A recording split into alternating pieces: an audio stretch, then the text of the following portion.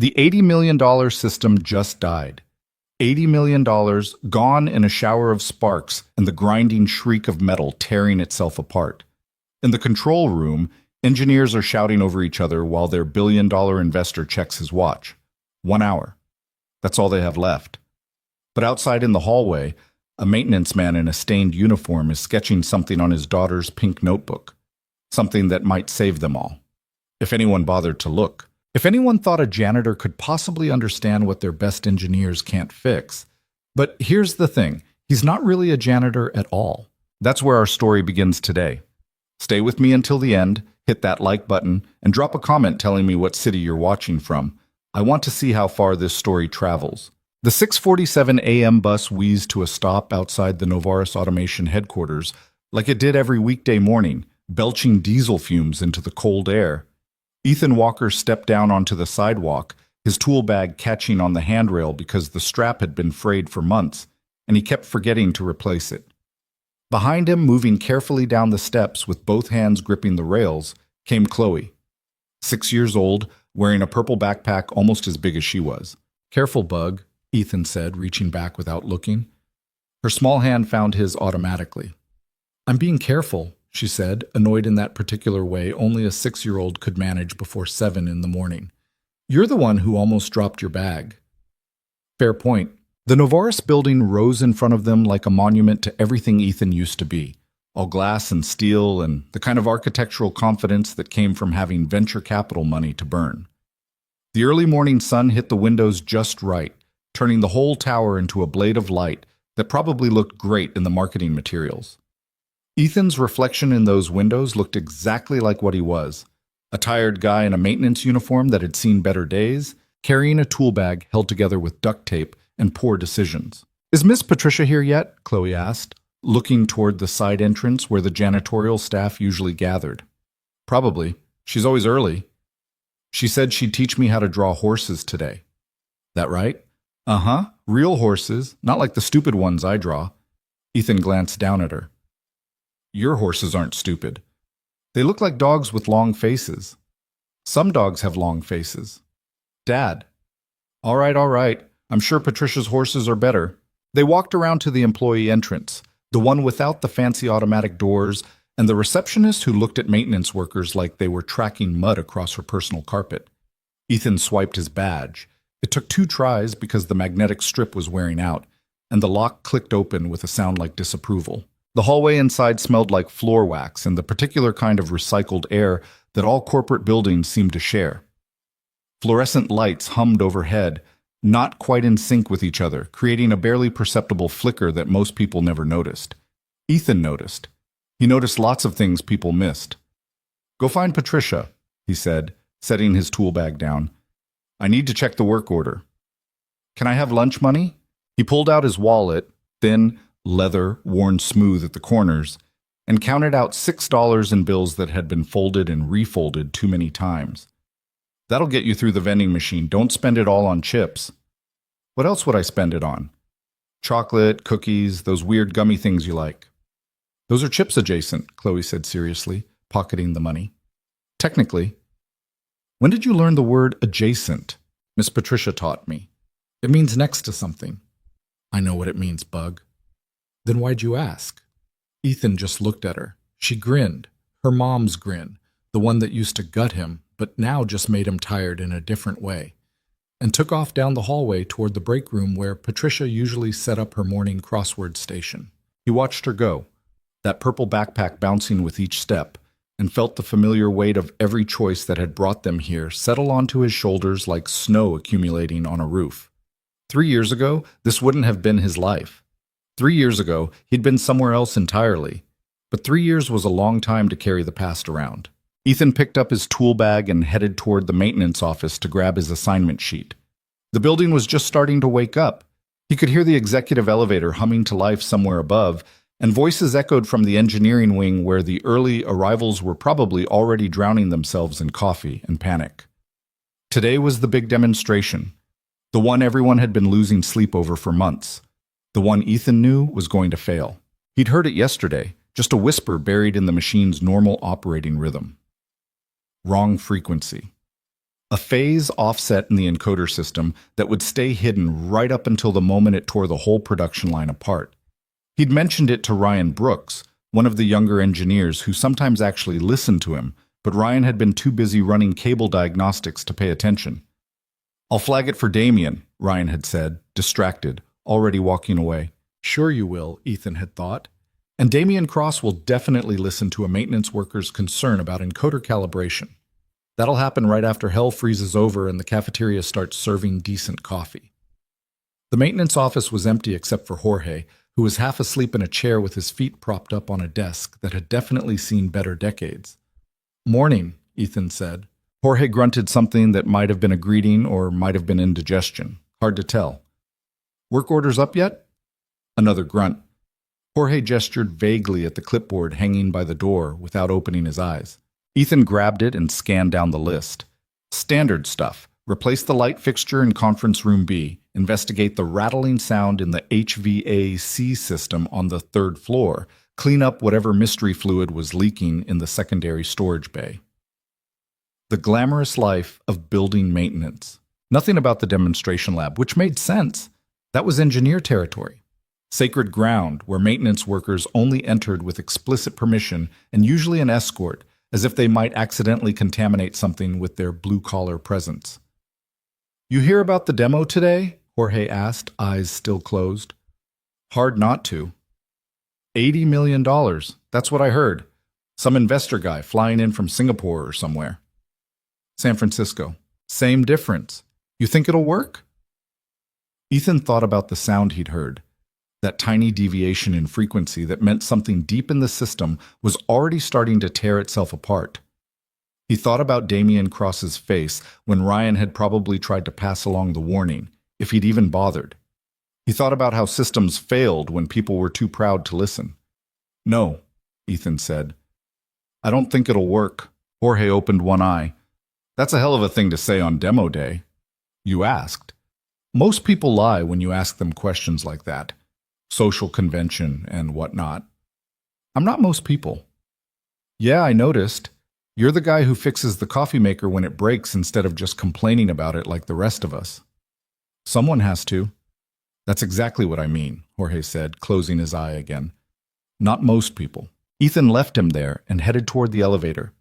He had a light fixture to replace, and that seemed like a better use of his morning than thinking about the very expensive demonstration that was going to collapse in front of a billionaire investor because nobody wanted to listen to the maintenance guy. The elevator took forever, which was normal.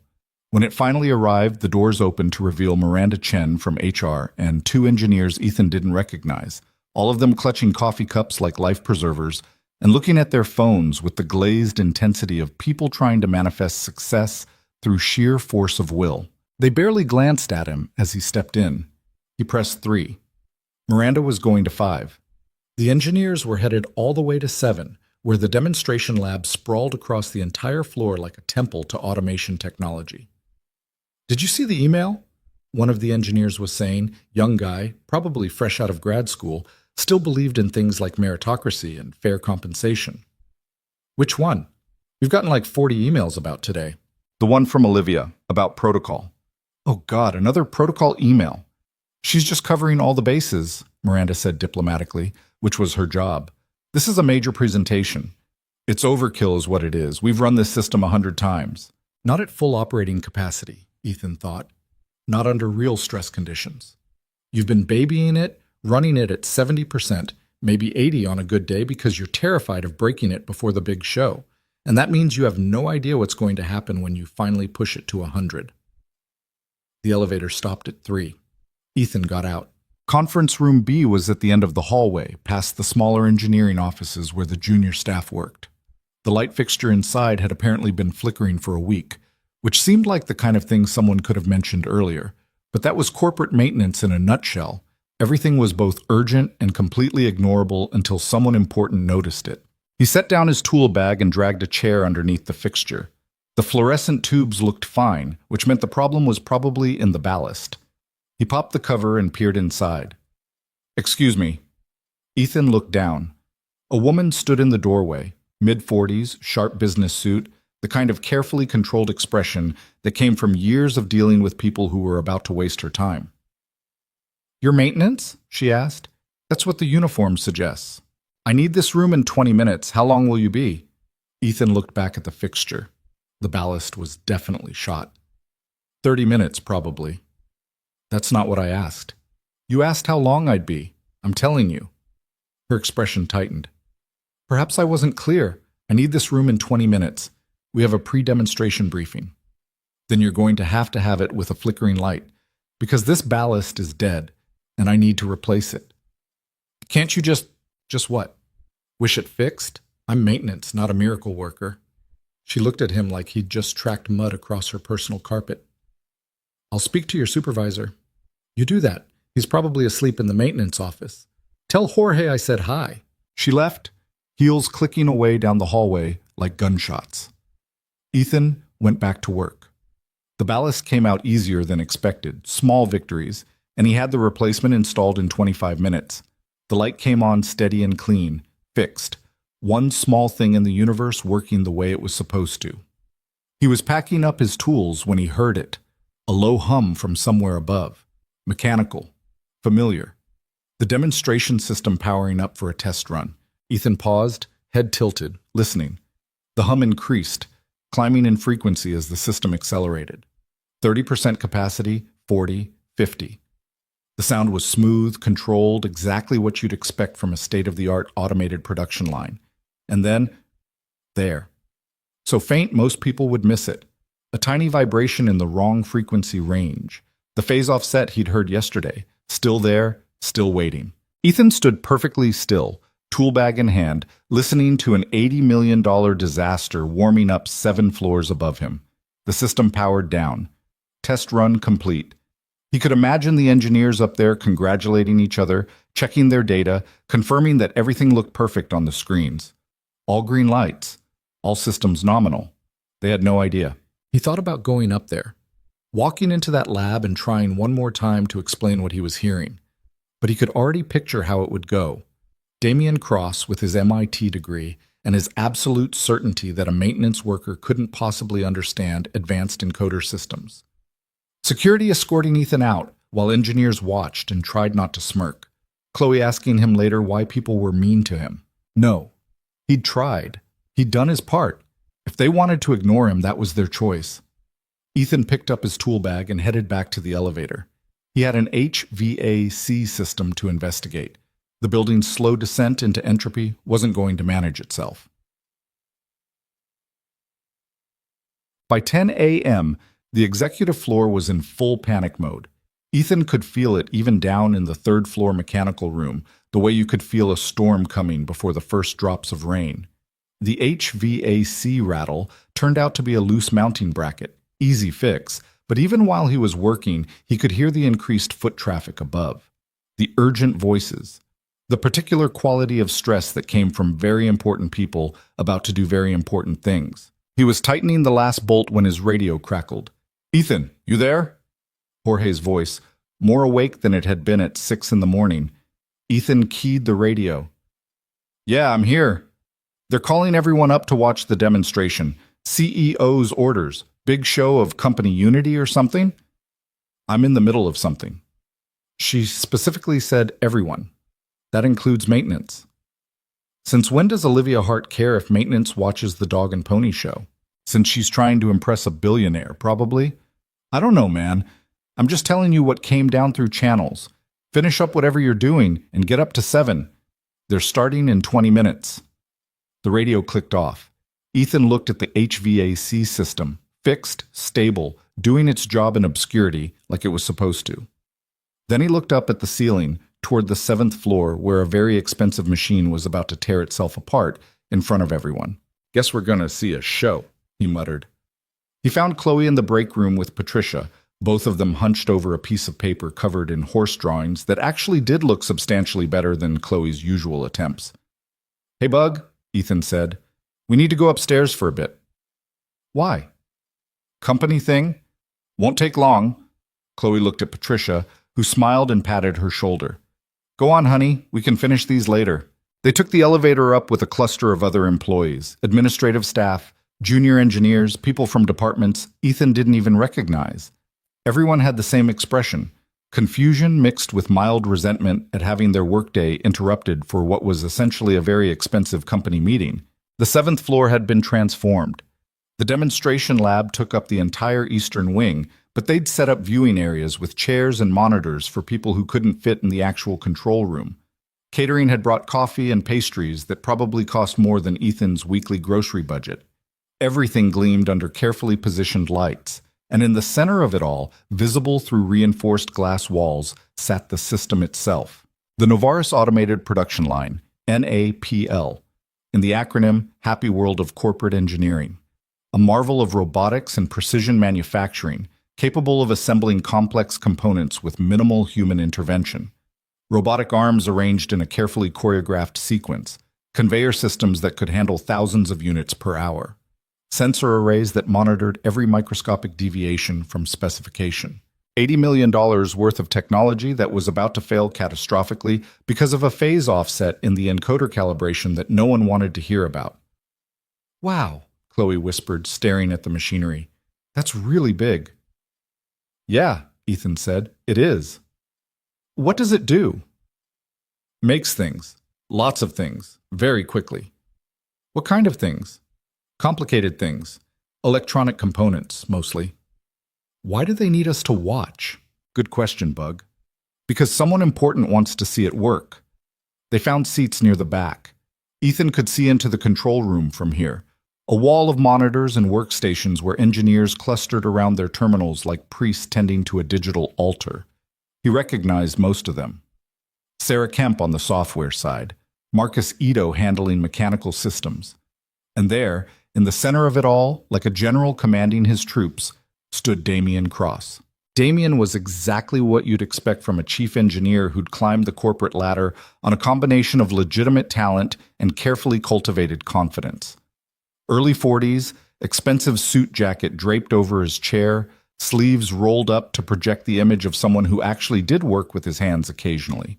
He was talking to someone on a headset, gesturing at one of the monitors, every movement precise and controlled. The man had probably never been wrong about anything in his entire life. Or if he had been, he'd managed to convince everyone else they were misremembering. "There she is," someone near Ethan muttered.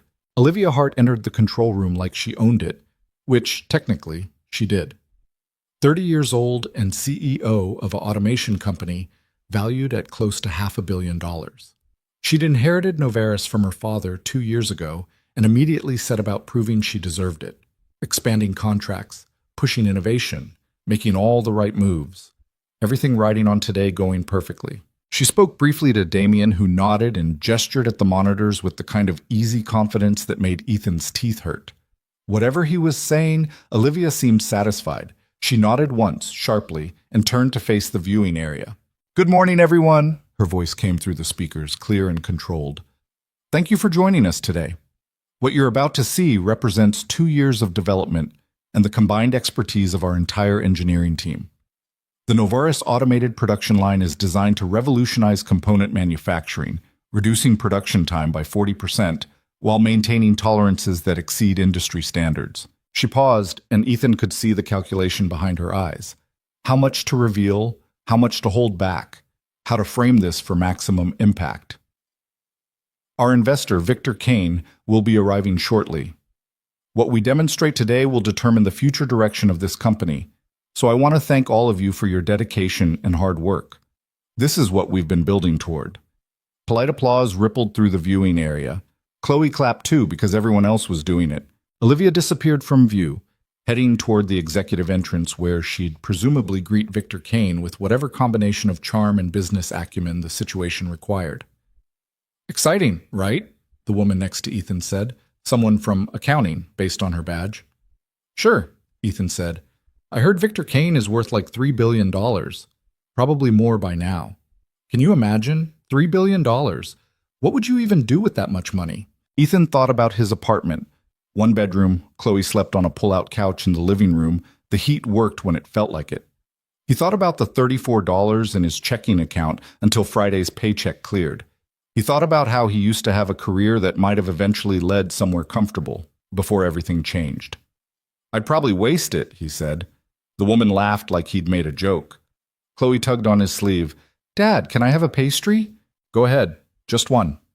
She disappeared toward the catering table, leaving Ethan alone with his thoughts and the growing certainty that the next hour was going to be very uncomfortable for everyone involved. Victor Kane arrived at 10:47 a.m. in a town car that probably cost more than Ethan's annual salary. The man himself was exactly what you'd expect from someone who'd built a fortune in tech investment. Late 50s, gray hair perfectly styled, suit that fit like it had been designed specifically for his body. He moved with the easy confidence of someone who'd never had to wonder if he could afford something. Olivia met him at the elevator, and even from a distance, Ethan could see her shift into performance mode. Smile bright, handshake firm, every gesture calculated to project competence and control. They disappeared into the control room, followed by Damien and what looked like half the executive team. Ladies and gentlemen, Damien's voice came through the speakers. We're ready to begin. The lights in the demonstration lab brightened. The robotic arms stood ready, poised like dancers waiting for the music to start. On the monitors, diagnostic data scrolled past in real time. Temperature sensors, torque measurements, positional accuracy down to microns. All green, all perfect, all wrong. The system you're about to see, Damien continued, represents a fundamental advancement in automated manufacturing. We'll be running a full production cycle at maximum operational capacity, something we've never demonstrated publicly before. Of course you haven't, Ethan thought, because you've never pushed it past 80%, and you have no idea what's going to happen when you do. Chloe climbed back into her seat next to him, pastry in hand. Did I miss anything? Not yet, Bug. Is it going to be cool? It's going to be something. On the monitors, a countdown appeared. 60 seconds. Someone in the viewing area actually started a slow clap that thankfully died out immediately. Damien stood at the main control station, hand hovering over the interface. Olivia watched from behind him, arms crossed, face unreadable. Victor Kane stood slightly apart, checking his phone with the distracted air of someone who'd seen 1,000 pitches and wasn't particularly impressed by spectacle anymore. 30 seconds. Ethan found himself leaning forward despite himself, that old engineer's instinct kicking in.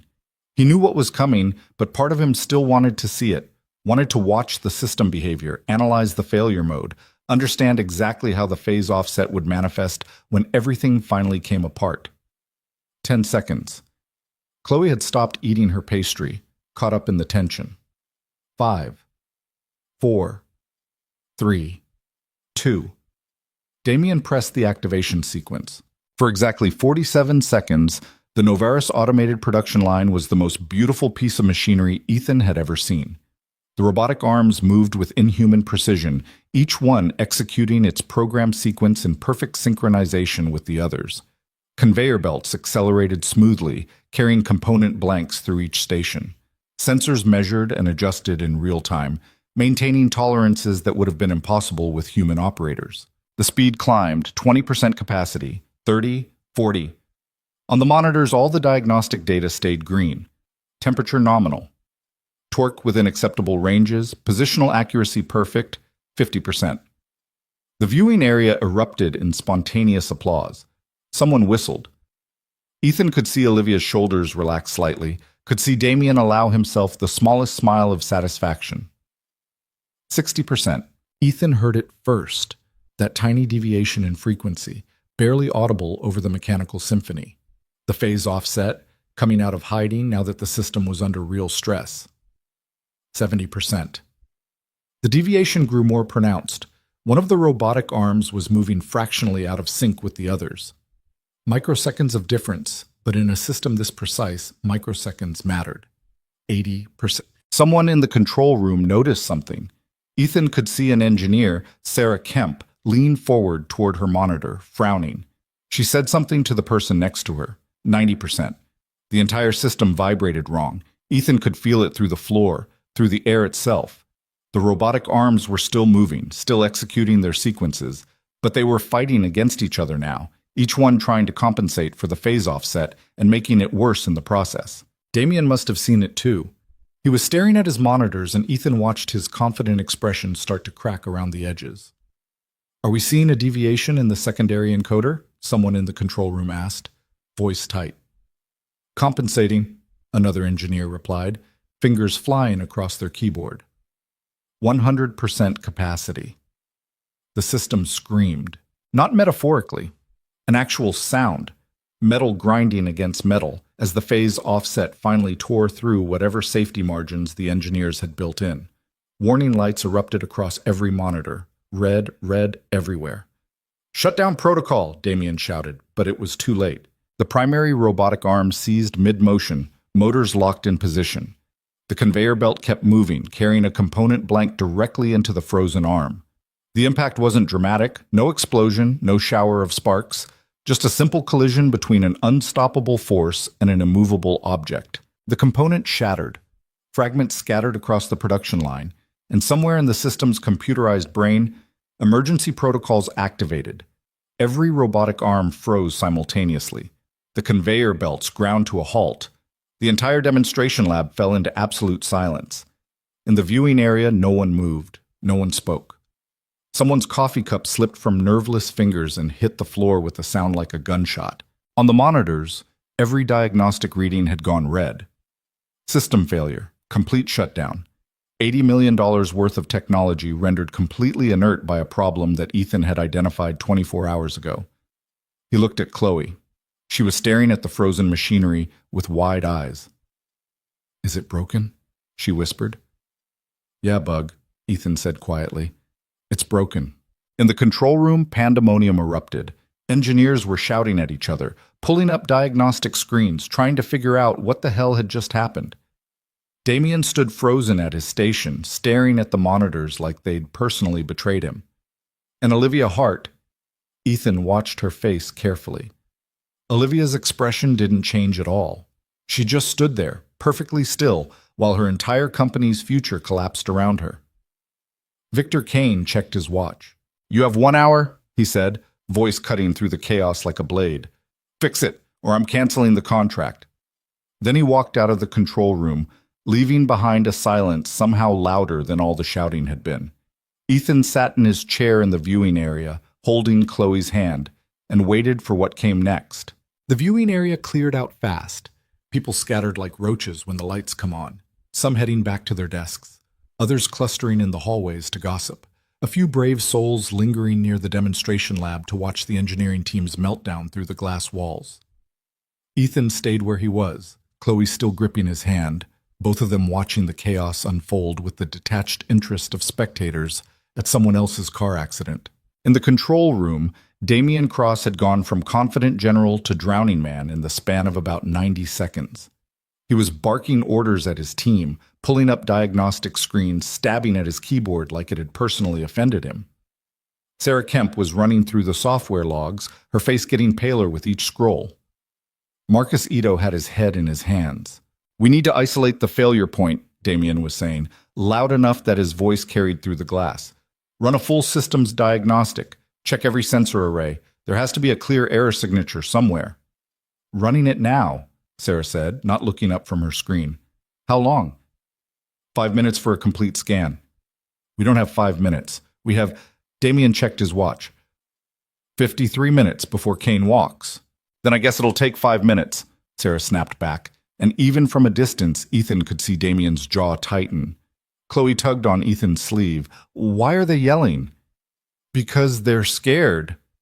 Of what? Of being wrong. She thought about that for a moment, swinging her legs from the chair that was too tall for her.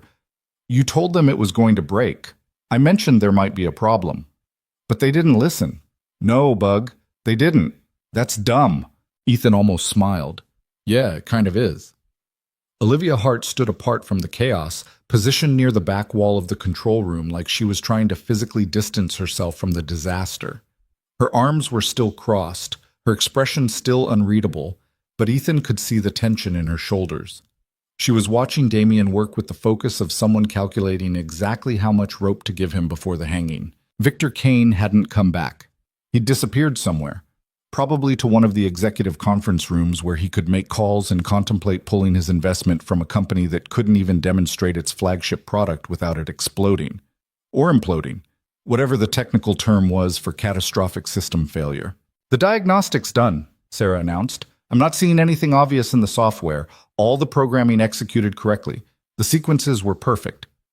Then it's hardware, Marcus said, looking up from his terminal. Has to be. We tested every component, Damien said, and there was something sharp in his voice now, defensive. We ran 300 hours of bench testing before integration. The hardware is solid. Clearly it's not, Sarah muttered. What was that? I said clearly it's not solid because it just failed in front of a billionaire. Damien's face went red. The hardware passed every single specification test. If there's a problem, it's in the integration protocols and software-side calibration. Your department, Sarah. Don't put this on software. Our code is clean. Then why did it fail? I don't know, Damien. Maybe because you rushed the final testing phase to meet the demo deadline? The control room went quiet. Someone coughed. Marcus suddenly became very interested in his keyboard. Damien's voice dropped to something dangerous. We followed the approved timeline. Every decision was vetted by the engineering committee. The engineering committee that you chair. Are you suggesting I compromise the project?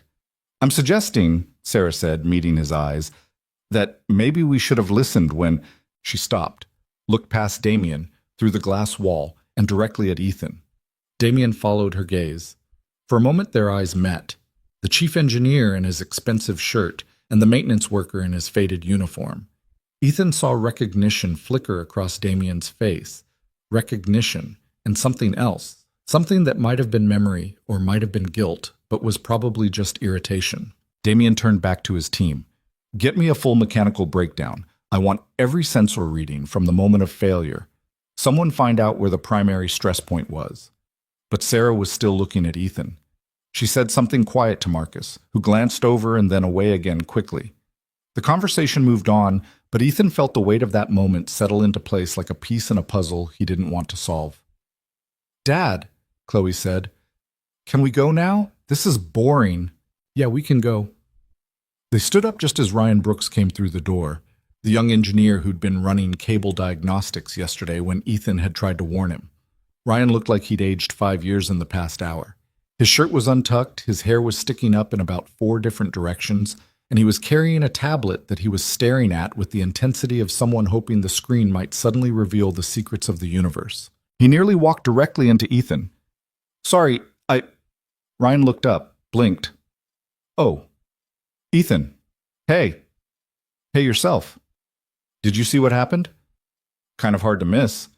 Ryan ran his hand through his already disheveled hair. It doesn't make any sense. We tested everything. The system was perfect yesterday. It wasn't, Ethan said quietly. What? It wasn't perfect yesterday, I told you. Remember? The frequency issue. Ryan's face went through several expressions in rapid succession. Confusion, then memory, then something that might have been horror. The encoder thing you mentioned. The phase offset in the encoder calibration system. Yeah. I thought you were talking about... I didn't realize you meant... Ryan looked down at his tablet, scrolling rapidly through data. When you said encoder issue, I thought you meant a simple calibration drift, not a fundamental phase problem. I know what I said. Did you tell anyone else? I told you. I mean someone on the engineering team, someone who could have actually done something about it. Ethan looked at him. Ryan had the decency to wince. Sorry, Ryan said. That came out wrong. I just meant, I know what you meant. It's just, if this really is an encoder phase offset, that's a major design issue. That's not something that shows up in standard testing. How did you even... Ryan stopped, looked at Ethan more carefully. How did you know? I listened. You listened. To the machine. You can hear it if you know what to listen for. Ryan stared at him like he'd just claimed to speak whale. You diagnosed a phase offset in a precision encoder system by listening to it. That's what I just said. That's... Ryan shook his head. That's not possible. And yet here we are, with a broken system and 50 minutes left on the clock. Someone called Ryan's name from the control room. He glanced back, then looked at Ethan again. There was something calculating in his expression now, like he was solving a math problem in his head. Will you talk to Damien? Ryan asked. No. But if you know what the problem is, Damien had security escort me out of this building yesterday when I tried to mention there might be an issue. You think he's going to listen to me now? Yesterday was, look, he was stressed. We all were. But this is different. The demo failed. Kane's going to pull the contract. If you can actually help, I can help, Ethan said. Question is whether anyone wants to hear it from a maintenance worker. Ryan opened his mouth, closed it again. The person in the control room called his name again, more urgently this time. I have to go, Ryan said. But just don't leave yet, okay? Wasn't planning on it. Ryan jogged back toward the control room, still staring at his tablet, almost colliding with the doorframe on his way through.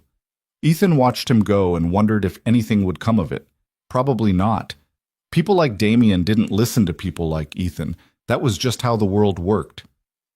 Is that man okay? Chloe asked, watching Ryan disappear into the chaos. No, Bug. I don't think any of them are okay right now. They walked back toward the elevator, passing clusters of employees who were trying very hard to look like they were working instead of gossiping about the disaster. The elevator took forever again. When it finally arrived, it was empty except for Patricia, who smiled when she saw them. Well, that was exciting, she said. That's one word for it, Ethan replied. I heard it broke real spectacularly. Sparks and everything. No sparks, just a sudden stop. Still counts as spectacular in my book. Patricia looked at Chloe. You okay, honey? That was a lot of adult panic to witness. Chloe shrugged. Dad says they're scared of being wrong. Your dad's a smart man. The elevator descended in comfortable silence. Patricia got off at 4. Ethan and Chloe continued down to the basement level where the maintenance offices were. Jorge was still at his desk, but he was awake now and staring at his phone with the glazed expression of someone reading very bad news. You here? He asked when Ethan walked in. I was there. Right. Everyone was there. That's what makes it so much worse. Jorge set his phone down. They're saying Kane's going to pull the contract. $80 million, just gone. You know what that means for the company? Layoffs. Massive layoffs. They were planning to hire like 50 new people with that contract money. Now? Jorge shook his head. Now they'll be lucky if they don't have to cut a third of the current staff. Ethan thought about his apartment, about Chloe's school registration for next year, about the careful budget he'd constructed that had exactly 0 room for unexpected unemployment. When will they know? He asked. Kane gave them an hour to fix it. That was, Jorge checked the time, about 15 minutes ago, so 45 minutes left before everything goes to hell. It's already hell. We're just waiting for it to become official. Aren't you optimistic today? I'm realistic. There's a difference. Chloe had settled into one of the spare chairs with her backpack, pulling out a coloring book and a box of crayons that had seen better days. She started drawing with the focused intensity of someone who'd learned to entertain herself during long, boring hours in places kids shouldn't have to be. Ethan's radio crackled. All maintenance staff, this is a general announcement. It was Miranda Chen from HR, her voice tight and professional. Due to the ongoing situation with the demonstration, we're asking all non-essential personnel to remain on standby in their designated areas. Do not leave the building. Further instructions will be provided as the situation develops. The radio clicked off. Non-essential personnel, Jorge repeated. That's what we are now, non-essential. We've always been non-essential. They're just saying it out loud now. Ethan sat down at one of the empty desks and pulled out his own phone. No new messages, no missed calls, just the same empty screen he'd had all morning.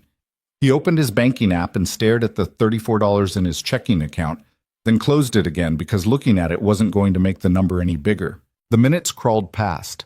Somewhere above them, engineers were tearing apart diagnostic reports and probably turning on each other like sharks.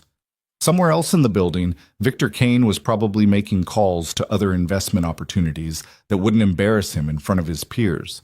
And in the basement maintenance office, 3 people waited for their futures to be decided by forces completely beyond their control. Ethan's radio crackled again. This time it was Ryan Brooks, and he sounded out of breath. Ethan? You still in the building? Ethan picked up the radio. Still here. Can you come up to 7, please? Jorge looked over, eyebrows raised. Ethan hesitated. Why? He asked. Because we're out of options and you said you knew what the problem was. What about Damien? There was a pause. Ethan could hear voices in the background, heated and overlapping. Damien's not in charge anymore, Ryan said finally. Olivia is. and she wants to talk to you." The basement office suddenly felt very quiet. Jorge was staring at him. Chloe had stopped coloring. "Ethan?" Ryan's voice came through the radio. "You there?" Ethan looked at Chloe. She looked back at him with those same eyes her mother used to have, the ones that could see through all his bullshit and make him tell the truth anyway. "Yeah," he said into the radio. "I'm here. So you'll come up?" He should say no. He should tell Ryan to solve his own problems with his own engineers and leave the maintenance worker out of it. He should protect himself and Chloe from getting dragged into corporate politics that could only end badly for someone at his pay grade. But instead he said, "Give me 5 minutes." "Thank you. Seriously, thank you." The radio went silent. Ethan set it down and looked at Jorge, who was shaking his head slowly. "You're really going up there?" Jorge asked. "Apparently." "Into that disaster? With your neck on the line?" "My neck's already on the line. We all work here." "Yeah, but you're volunteering to walk into the fire." "Someone has to." Jorge laughed, but it wasn't a happy sound. "You're either really brave or really stupid." "Probably stupid," Ethan said. He looked at Chloe. "Bug, you need to stay here with Jorge for a bit." "I want to come with you." "I know, but this is the work stuff. Adult work stuff." "I've been in the labs before." "Not when they're full of angry engineers who just blew an $80 million contract." Chloe's face scrunched up in that particular way that meant she was about to argue, but Patricia appeared in the doorway like she'd been summoned by parental telepathy. "I'll watch her," Patricia said. "We've got horses to finish anyway."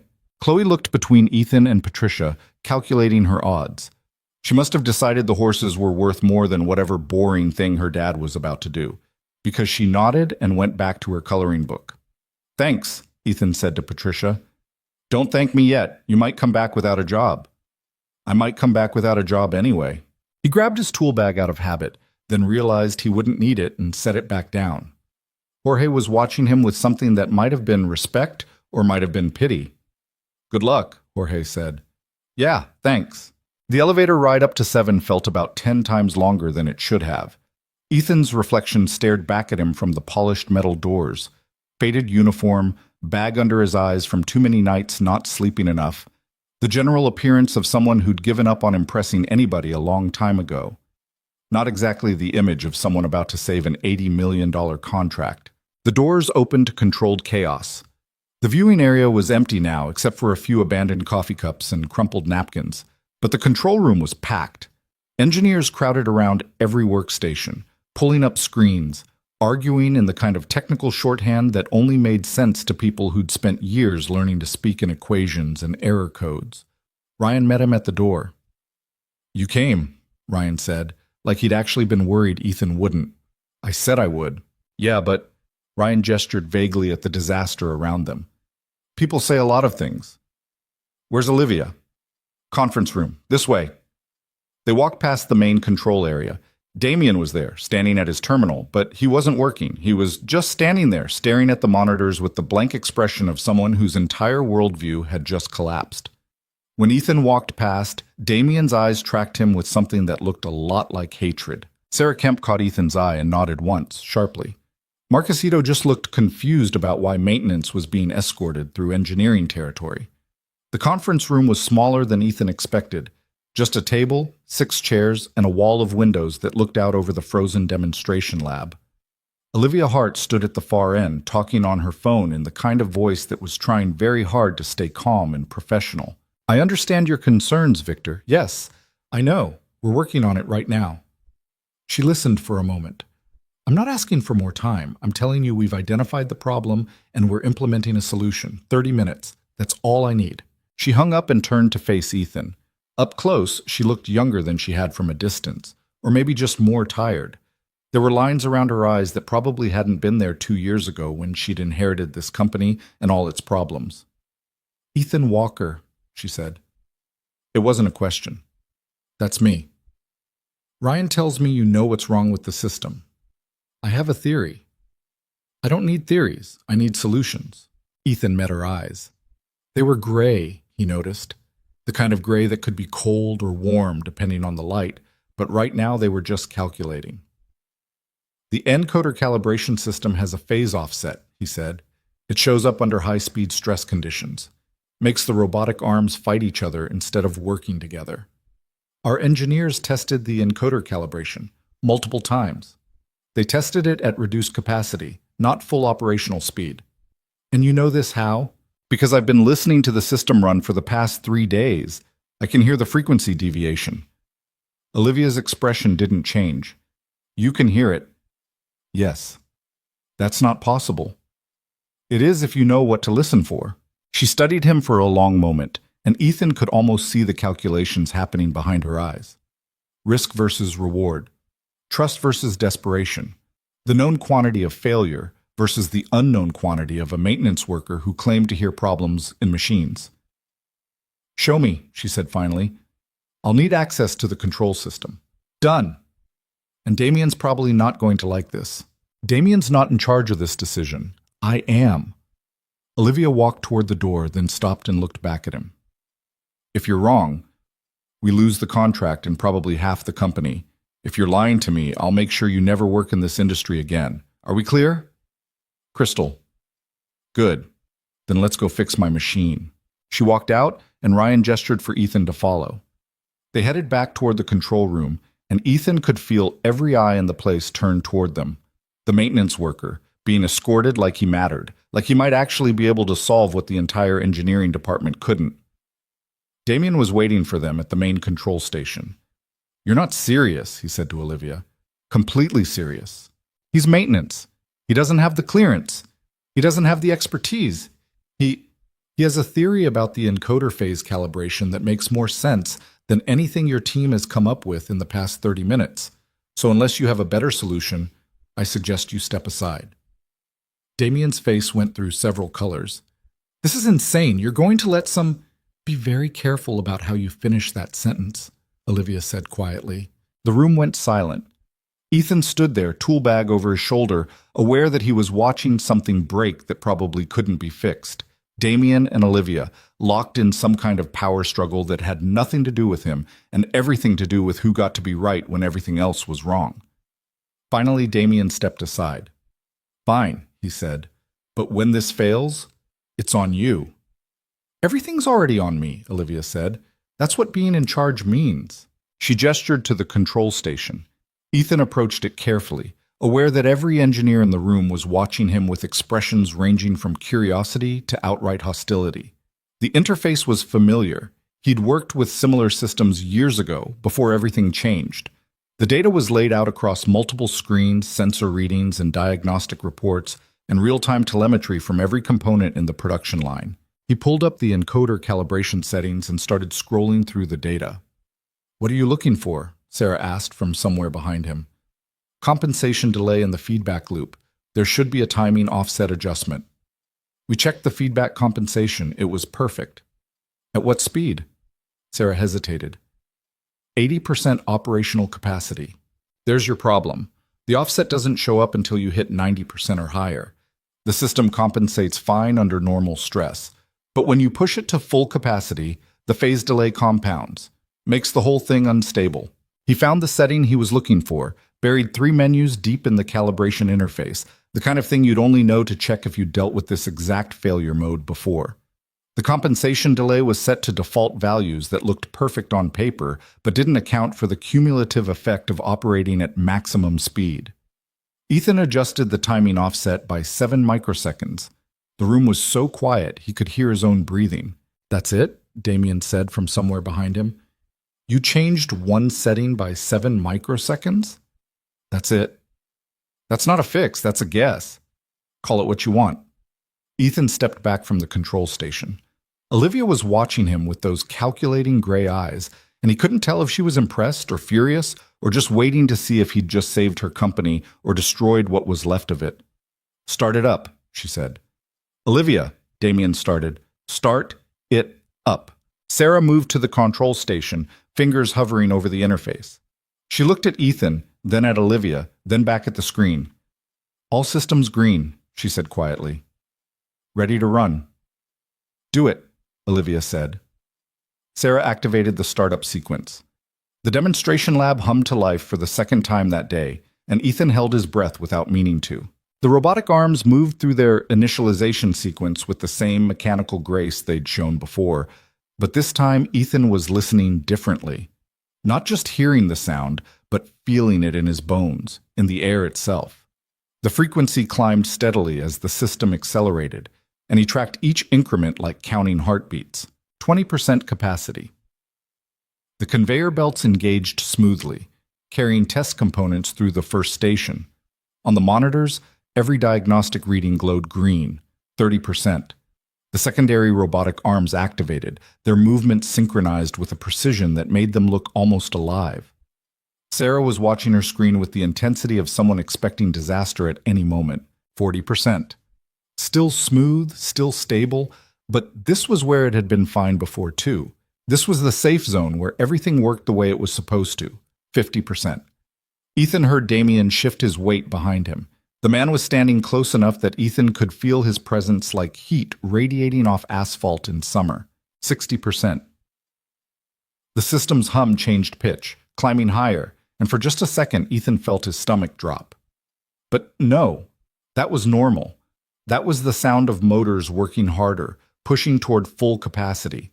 Not the deviation, not the phase offset tearing itself apart. 70%. Feedback loop is stable, Sarah said, and her voice had a note of surprise in it. Compensation delay is holding, 80%.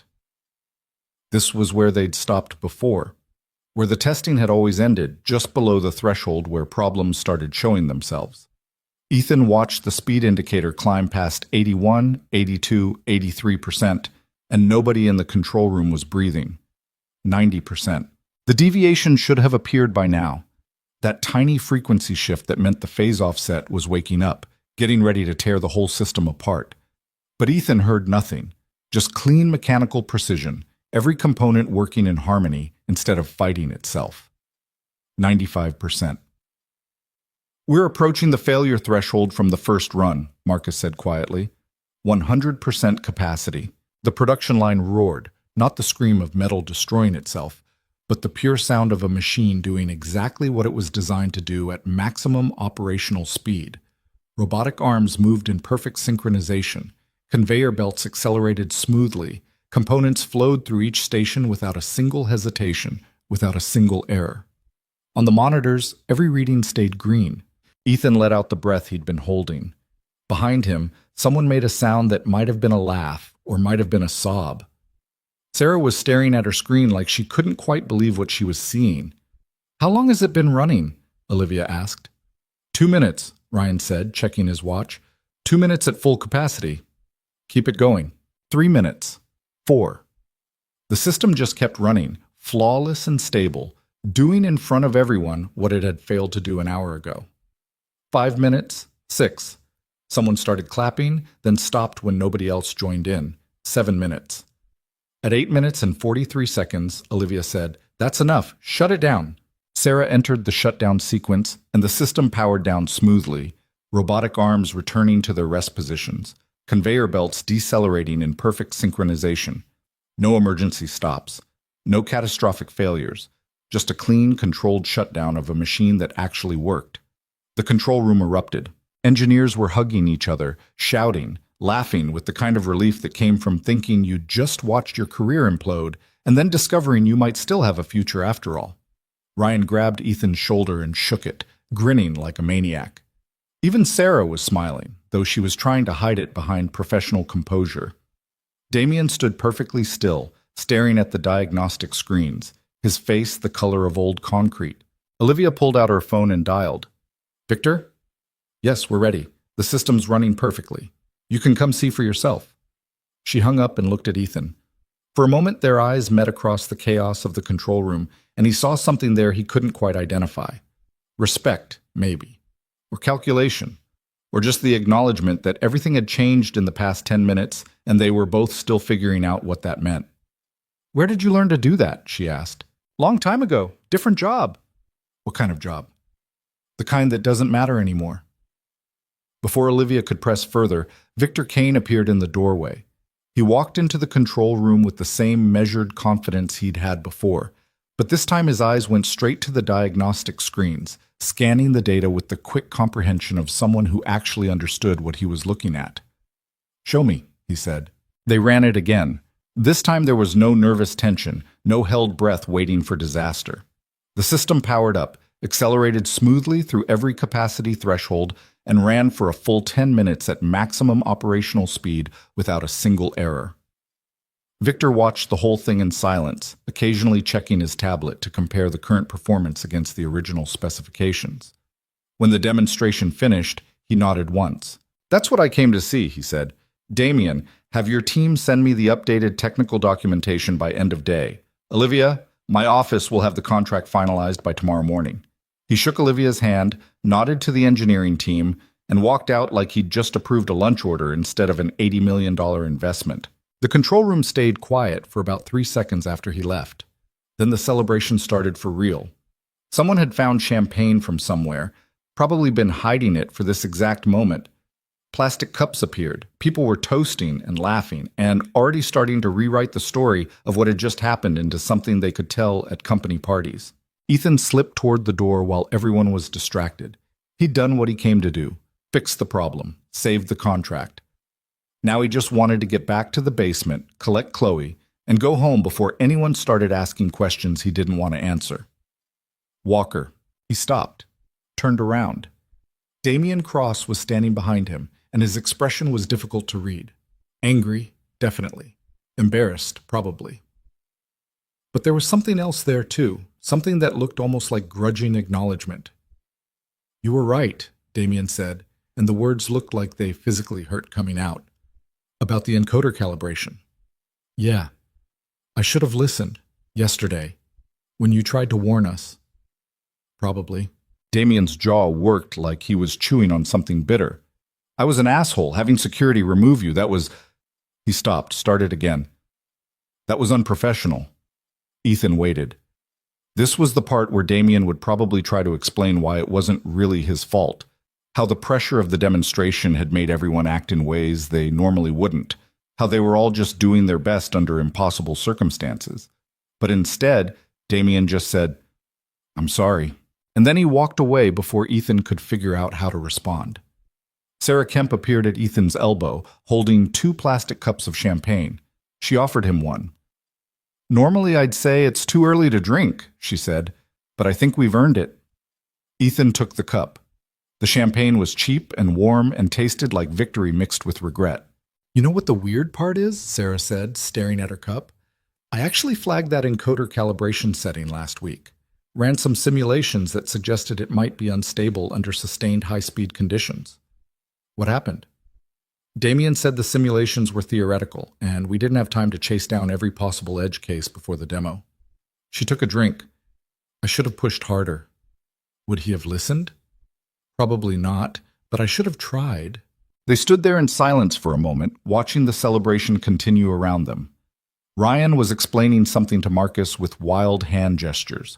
Olivia was on her phone again, probably already moving on to the next crisis that needed managing. "Can I ask you something?" Sarah said. "And you can tell me to mind my own business if you want." "Okay." "Ryan pulled your employment file. Says you've been in maintenance here for 3 years. Before that, the record's basically blank.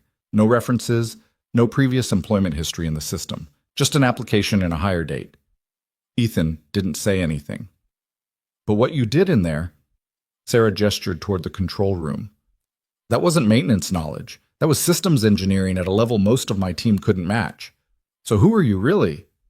"Just a guy trying to pay his bills." "That's not an answer. It's the only one I've got." Sarah studied him for a moment, then nodded. "Fair enough. Your business is your business, but if you ever want to talk about it—" She pulled out a business card and handed it to him. "My office is on 6. Doors always open." She walked away before he could refuse the card, leaving him standing there holding it like it might bite him. Sarah Kemp, Senior Software Engineer.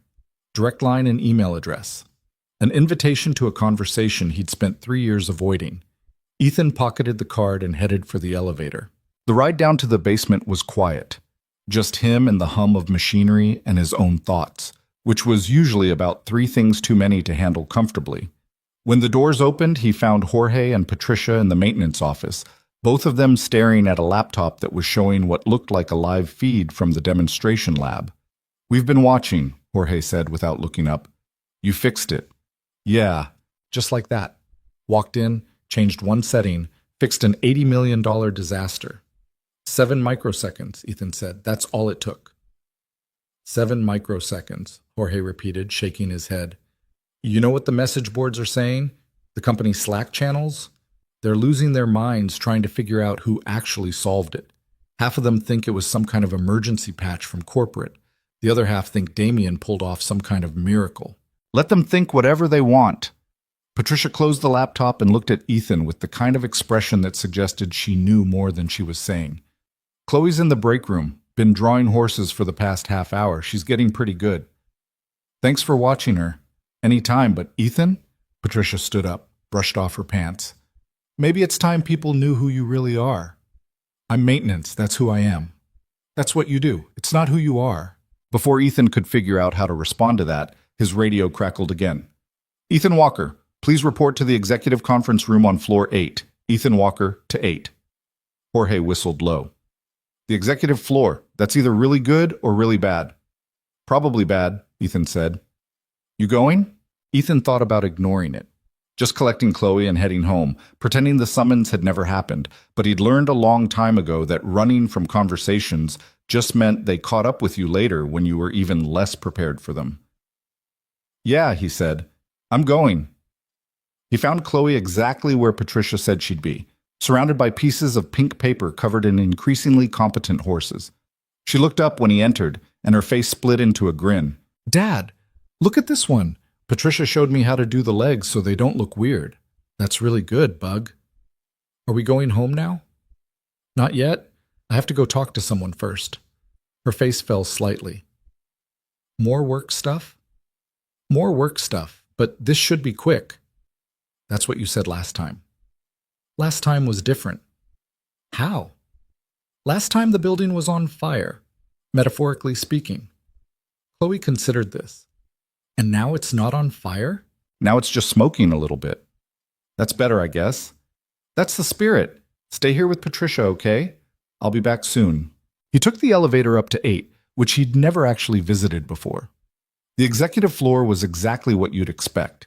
Expensive carpet, real art on the walls instead of motivational posters, the kind of furniture that cost more than his monthly rent. A receptionist who definitely recognized he didn't belong there, but was too professional to say anything directed him to the conference room at the end of the hall. Olivia was waiting inside, along with someone from HR, whose name Ethan had forgotten, and a man in an expensive suit who had lawyer written all over him. "Mr. Walker," Olivia said. "Please, sit." Ethan sat. The chair was extremely comfortable, which somehow made him more nervous. "I want to start by thanking you," Olivia continued. "What you did today saved this company. The contract, the jobs, the future we've been building. I don't think you fully understand the magnitude of what would have happened if we'd lost that demonstration." "I understand magnitude," Ethan said quietly. "Right, of course." Olivia glanced at the lawyer, who nodded slightly. "We'd like to offer you a new position. Lead systems engineer reporting directly to me. Significant salary increase, full benefits, stock options. You'd be overseeing the entire technical integration team." The room went quiet. Ethan looked at each of them in turn. Olivia with her calculating gray eyes, the HR person with their professional smile, the lawyer watching him with the blank expression of someone paid to notice things. "No," Ethan said. Olivia blinked. "No? I appreciate the offer, but no." "Can I ask why?" "Sure, because I have a 6-year-old daughter who's currently downstairs drawing horses on pink paper while she waits for her dad to finish work so they can go home and eat dinner. I take that job. I'm here 70 hours a week, missing school plays and parent-teacher conferences and all the stuff that actually matters. So no." "We can work around your schedule," the HR person said. "Flexible hours, remote work options. I've heard that before. It never works out the way they promise." Olivia leaned forward. "Mr. Walker, I don't think you understand what I'm offering. This is a career-level position, life-changing money, the opportunity to actually use your skills instead of equate. Instead of what, fixing lights and air conditioners?" Ethan met her eyes. You know what I did today? I changed one setting by 7 microseconds. That's it. Took me less than a minute. The rest of the time I was just a guy in a maintenance uniform that people don't notice. And that works for me. That lets me be there when Chloe needs me. That lets me be the parent she deserves. You could hire help, the lawyer suggested. Childcare, nannies. She doesn't need a nanny. She needs her dad. Olivia sat back in her chair, studying him. You know I could just reassign you. You're already an employee. I have the authority to move you to whatever department I think best serves the company. You could, Ethan agreed, and then I'd quit. You'd quit. Walk away from a steady job in a difficult economy. I've walked away from bigger things. The silence that followed felt heavy, like it was carrying the weight of all the conversations they weren't having. Finally, Olivia nodded once. All right, she said. Then let's talk about what you would accept. 2 hours later, Ethan walked out of the executive conference room with a new title: Senior Maintenance Specialist with Engineering Consultation Authority and a 20% raise. Not the life-changing money Olivia had initially offered, but enough to make a difference. Enough to maybe fix the heat in his apartment before winter. Maybe put a little extra in savings. More importantly, he'd gotten it in writing that his hours stayed the same. No mandatory overtime, no weekend calls unless it was an actual emergency. And Chloe could still come to work with him when school was out, same as always. I still think you're making a mistake, Olivia had said when they finalized the terms. You have a gift. You should be using it. I am using it, Ethan had replied. Just not the way you want me to. Now, riding the elevator back down to the basement, he felt the exhaustion of the day settle onto him like a physical weight. He'd saved the company, negotiated a better position, and somehow managed to keep his life from being completely upended in the process. Small victories. Chloe was asleep in the break room when he got there, curled up in one of the chairs with her backpack as a pillow. Patricia was sitting nearby, reading something on her phone. How'd it go? She asked quietly. Better than expected. They offer you a promotion? Yeah. You take it? Parts of it. Patricia smiled. Smart man. Ethan gathered up Chloe's drawings carefully, folding them so they wouldn't crease. Then he gently lifted her into his arms. She stirred slightly but didn't wake, just shifted against his shoulder and kept breathing in that slow, deep rhythm of childhood sleep. See you tomorrow, Patricia whispered. See you tomorrow. The bus was late, which was normal. Ethan stood at the stop with Chloe in his arms, watching the city lights start to come on as the sun dropped toward the horizon. His shoulders ached from carrying her, and his feet hurt from standing all day, and he was pretty sure he'd forgotten to eat lunch at some point. But the company was saved, the contract was signed, and he was going home to make dinner for his daughter, same as he did every night. When the bus finally arrived, Ethan climbed aboard carefully, making sure not to bang Chloe's head on the door frame. The driver, same guy as this morning, nodded at him. Long day? The driver asked. You could say that.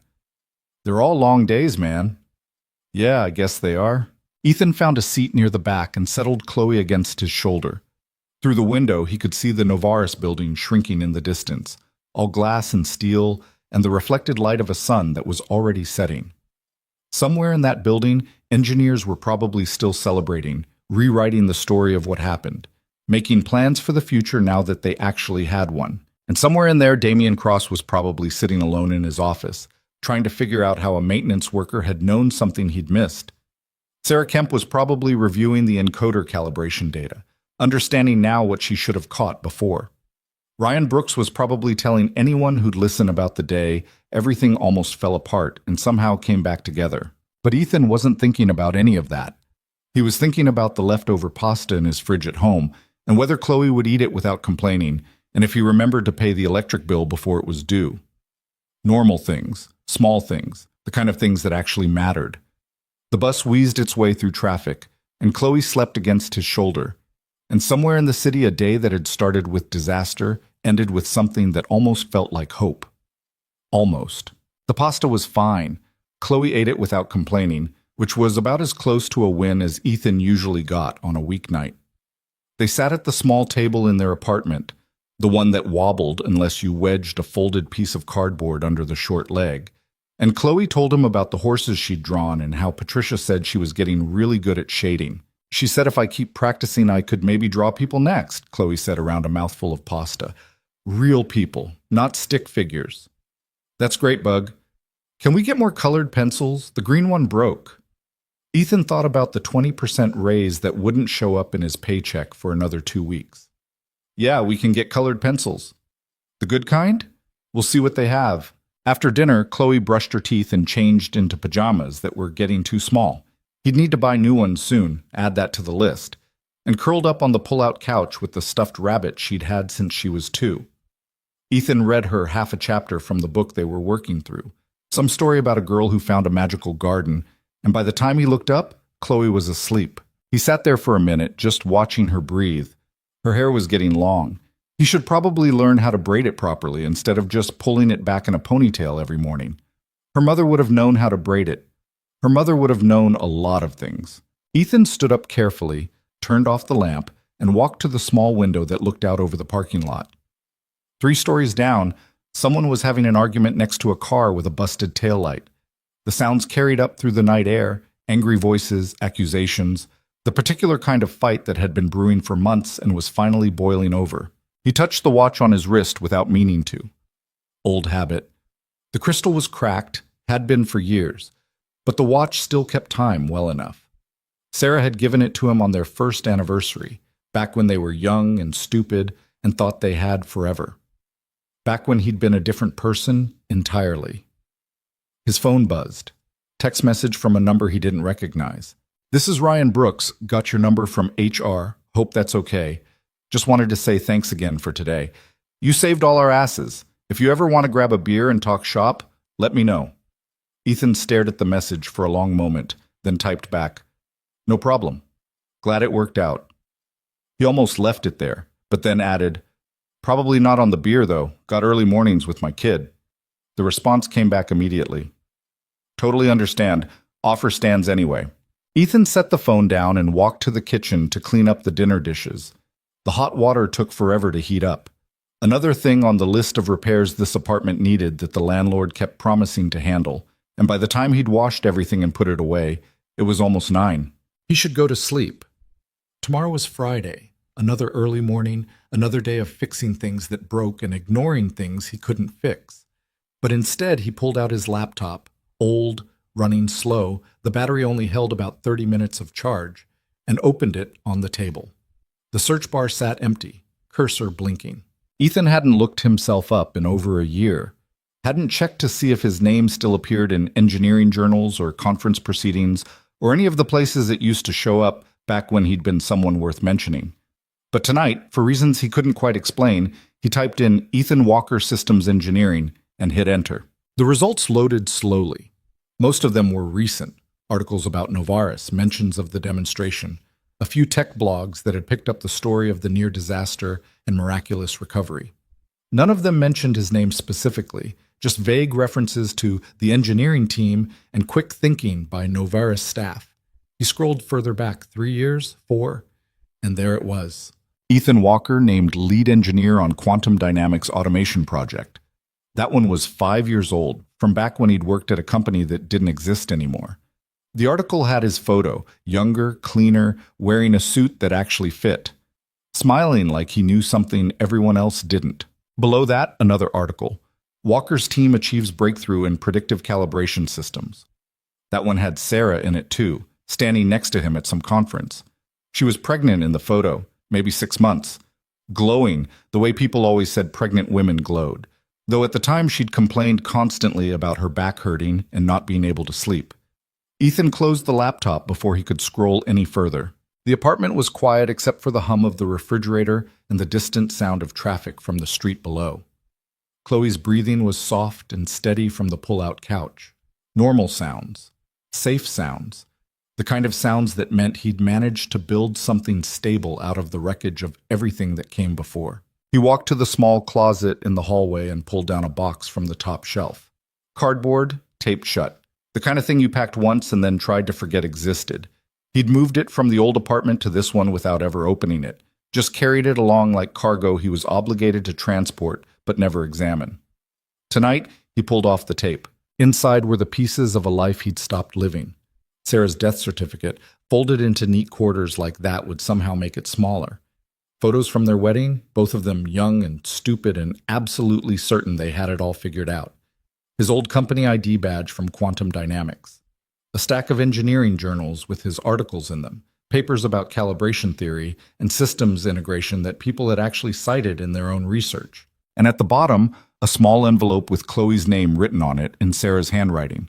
Ethan had found it in Sarah's desk drawer 3 days after the accident, along with a dozen other envelopes, one for each year until Chloe turned 18.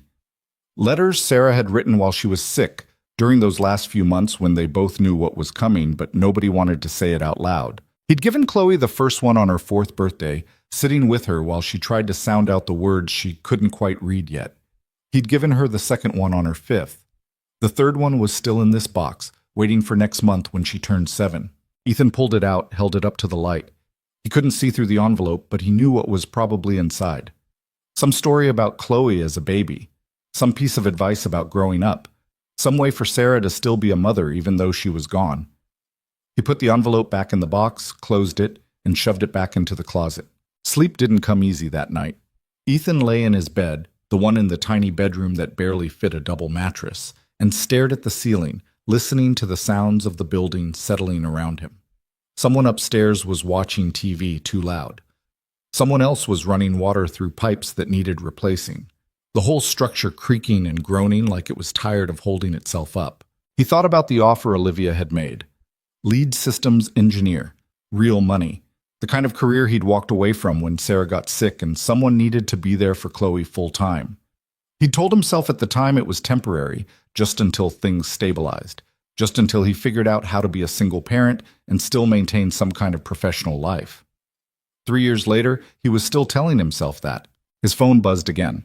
Another text, this time from a number that actually was in his contacts. Patricia. Saw the news about what you did today? Jorge can't stop talking about it.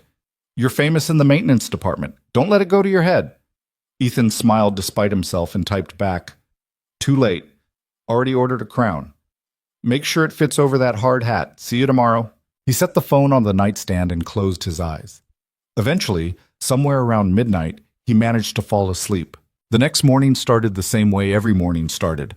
Alarm at 6, shower in a bathroom where the grout was turning black no matter how much he scrubbed it, coffee from a machine that made sounds like it was dying but somehow kept working. Chloe stumbled out of bed around 6:30, complained that her socks didn't match, and refused to eat the cereal he put in front of her until he added more sugar than was probably responsible. They caught the same bus, sat in the same seats, and arrived at Novartis at the same time they always did. But when Ethan swiped his badge at the employee entrance, something was different. The light turned green, same as always, but there was a small envelope taped to the door with his name on it. He pulled it off, opened it. Inside was a handwritten note on expensive paper. Mr. Walker, please stop by my office this morning at your earliest convenience. Olivia Hart. Chloe peered at the note. What's that? Boss wants to talk to me. Are you in trouble? I don't think so. Then why does she want to talk to you? That's what I'm going to find out. He dropped Chloe off with Patricia, who had already set up her crossword station in the break room and had apparently anticipated Chloe's arrival by bringing an extra set of colored pencils. Then he made his way up to 8, feeling like he was walking toward something he couldn't quite see yet, but knew was waiting for him anyway. Olivia's office was at the end of the executive hallway, behind a door with her name on it in letters that probably cost more than Ethan's monthly rent. He knocked. Come in. The office inside was exactly what he'd expected. Floor-to-ceiling windows overlooking the city, furniture that looked uncomfortable but was probably worth thousands, diplomas and awards on the walls documenting every achievement in a life spent achieving things. Olivia sat behind a desk that was almost aggressively clean. Just a laptop and a single coffee cup, and a notebook open to a page covered in neat handwriting. Mr. Walker, she said. Thank you for coming. Your note said earliest convenience. Figured I should probably show up. Please sit. Ethan sat. The chair was exactly as uncomfortable as it looked. I wanted to follow up on our conversation yesterday, Olivia said, about the position I offered you. I thought we settled that. We settled the immediate terms, but I've been thinking about it, and I believe I approached the offer incorrectly. How so? Olivia leaned forward slightly. I made it about what the company needs, what I need. But I should have made it about what you need. I told you what I need: time with my daughter, stable hours, a life that doesn't require me to choose between being a good parent and being a good employee. And I heard that. I did. But here's what I'm thinking. What if you didn't have to choose? Ethan waited. We have a major expansion planned, Olivia continued. New contracts, new projects, new automation systems that are going to require the kind of expertise you demonstrated yesterday.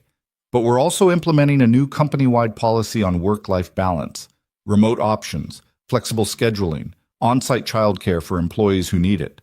On-site childcare. We're converting the old storage wing on the second floor, actual licensed childcare, not just a room where kids sit around. Educational programs, activities, the works. It'll be ready in about 6 weeks. Ethan thought about Chloe spending her days in a proper childcare center instead of sitting in break rooms drawing horses while Patricia did crosswords. He thought about not having to worry about school schedules and sick days and all the complicated logistics of being a single parent with a job that didn't care about any of that. That's good, he said carefully, for the employees who need it, including you, if you wanted it. I already told you I'm not taking the engineering position. I know. But what if there was something else? Something between where you are now and where I wanted you to be? Olivia pulled out a folder from her desk drawer and slid it across to him. Ethan opened it. Inside was a job description for a position that didn't currently exist. Technical Integration Consultant, he read aloud. Reports to CEO, responsible for oversight of critical systems, consultation on major projects, and training of engineering staff on advanced calibration techniques. He looked up. This is basically the engineering position with a different title. It's different in the ways that matter, Olivia said. You'd work 25 hours a week. No mandatory overtime unless there's an actual emergency, and those would be rare. You'd consult on projects, not run them. Teach the engineering team what you know, but let them do the implementation. And the pay? She told him the pay. It was more than double what he made now, even with the raise from yesterday. You'd have your mornings with Chloe, Olivia continued. You could drop her at childcare, work until 3, pick her up and go home. Or work from home some days if that's easier. The point is flexibility. The point is giving you the space to be both things at once. Why? Ethan asked. Why are you pushing this so hard? Olivia was quiet for a moment. When she spoke, her voice was different, less CEO, more human. Because I watched what happened yesterday. I watched my entire engineering team panic and fail while you stayed calm and fixed it. And I realized something. I've been so focused on hiring people with the right credentials and the right pedigree that I've been missing the people who actually know what they're doing. She paused. My father built this company from nothing. He hired based on talent, not resumes. I got so caught up in trying to prove I deserved to run his company that I forgot that part. You reminded me. I'm just one person. You're one person who saved an $80 million contract, one person who sees things other people miss, one person who clearly has history in this industry that goes deeper than a maintenance position. She looked at him directly. I don't know what happened that made you walk away from engineering, and I'm not going to pry, but I'm going to offer you the chance to come back to it on your own terms, terms that don't require you to sacrifice being a father. Ethan looked down at the job description again. 25 hours a week, flexible schedule, on-site childcare. The kind of arrangement he'd thought was impossible, the kind of thing companies claimed to offer but never actually delivered. I need to think about it, he said. Take the weekend. Let me know Monday. He stood up, folder in hand. Can I ask you something? Of course. Yesterday, during the demonstration, when everything failed and Kane gave you 1 hour to fix it, you didn't panic. You didn't fall apart. You just stood there and handled it. Where'd you learn to do that? Olivia smiled, but it didn't quite reach her eyes. My father died 6 months after I took over the company. Heart attack at his desk. Completely unexpected. I had to run a board meeting 2 hours after I found out. I learned pretty quickly that falling apart was a luxury I couldn't afford. I'm sorry. Don't be. It made me who I am. She picked up her coffee cup, realized it was empty, set it back down. We all have things we carry. The question is whether we let them break us or make us stronger. Ethan thought about the box in his closet, about Sarah's letters, About 3 years of maintenance work and early mornings, and trying to be enough for a daughter who deserved better. Yeah, he said quietly. I guess that's the question. He left the office and took the elevator down, but instead of going to the basement, he got off at 7. The demonstration lab was quiet this morning, most of the engineering team probably still recovering from yesterday's chaos. But Sarah Kemp was there, sitting at one of the workstations, staring at lines of code on her screen. She looked up when he approached. Ethan, didn't expect to see you up here. Had a meeting with Olivia. How'd that go? Complicated. He gestured at the screen. What are you working on? Going through the encoder calibration code, trying to understand how we missed the phase offset issue. She pulled up a simulation on a second monitor. The thing is, our testing was thorough. We ran hundreds of scenarios, but we never pushed the system to sustained maximum capacity because you were afraid of breaking it before the demo, Ethan finished. Exactly. Which means we optimized for the wrong thing. We optimized for making it to the demonstration instead of making sure the demonstration would actually work. That's pretty common, actually. People test for the conditions they expect instead of the conditions that might happen. Sarah turned to look at him. Ryan showed me some of your old papers, from your time at Quantum Dynamics. Your work on predictive calibration was pretty groundbreaking. That was a long time ago. But you still know it, still understand it, better than most people currently working in the field. She paused. Why maintenance, Ethan? Someone with your background? You could have gone anywhere, done anything. Why here? Why this? Ethan pulled up a chair and sat down. For a moment, he just watched the simulation running on her screen, lines of code executing in perfect sequence, virtual machines performing virtual tasks in a virtual world where nothing really broke and nothing really mattered. My wife got sick, he said finally. Cancer. Aggressive, fast-moving. By the time they caught it, it was already stage 4. She had maybe 6 months. Sarah's expression softened. I'm sorry. I was working 80-hour weeks at Quantum, running a major project, climbing the ladder. All the things you're supposed to do when you're trying to build a career.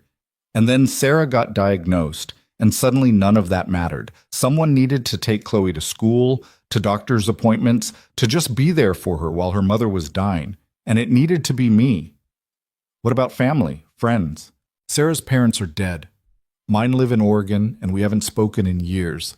Friends are great for casseroles and sympathy, but they're not going to raise your kid. He leaned back in the chair. So I quit. Walked away from the project, from the career, from everything. Spent 6 months being a full-time dad while Sarah got worse. And then she died, and I had to figure out how to keep going. But why maintenance? You could have found another engineering job with better hours. You ever try to get an engineering position when you've got a 6-month gap in your resume and you're completely honest about why? Companies say they value work-life balance, but they don't hire people who've actually had to choose family over work. They hire people who claim they can do both and then quietly sacrifice one for the other. Sarah was quiet for a moment. So you took a job where nobody would ask questions. I took a job where I could work my 8 hours, collect my paycheck, and be there when Chloe needed me, where I didn't have to pretend to be someone I wasn't anymore. He stood up. And it worked. For 3 years it worked. Boring, stable, exactly what we needed. Until yesterday. Until yesterday. Sarah looked at him carefully. Olivia offered you something, didn't she? I can see it on your face. Yeah, she did.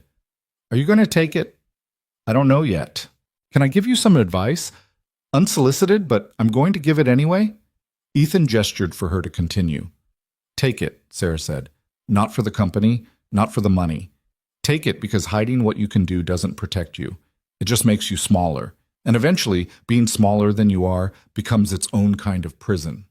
She turned back to her code before he could respond, and Ethan left her there, her words following him down the hallway like ghosts. The rest of the day passed in a blur of routine maintenance.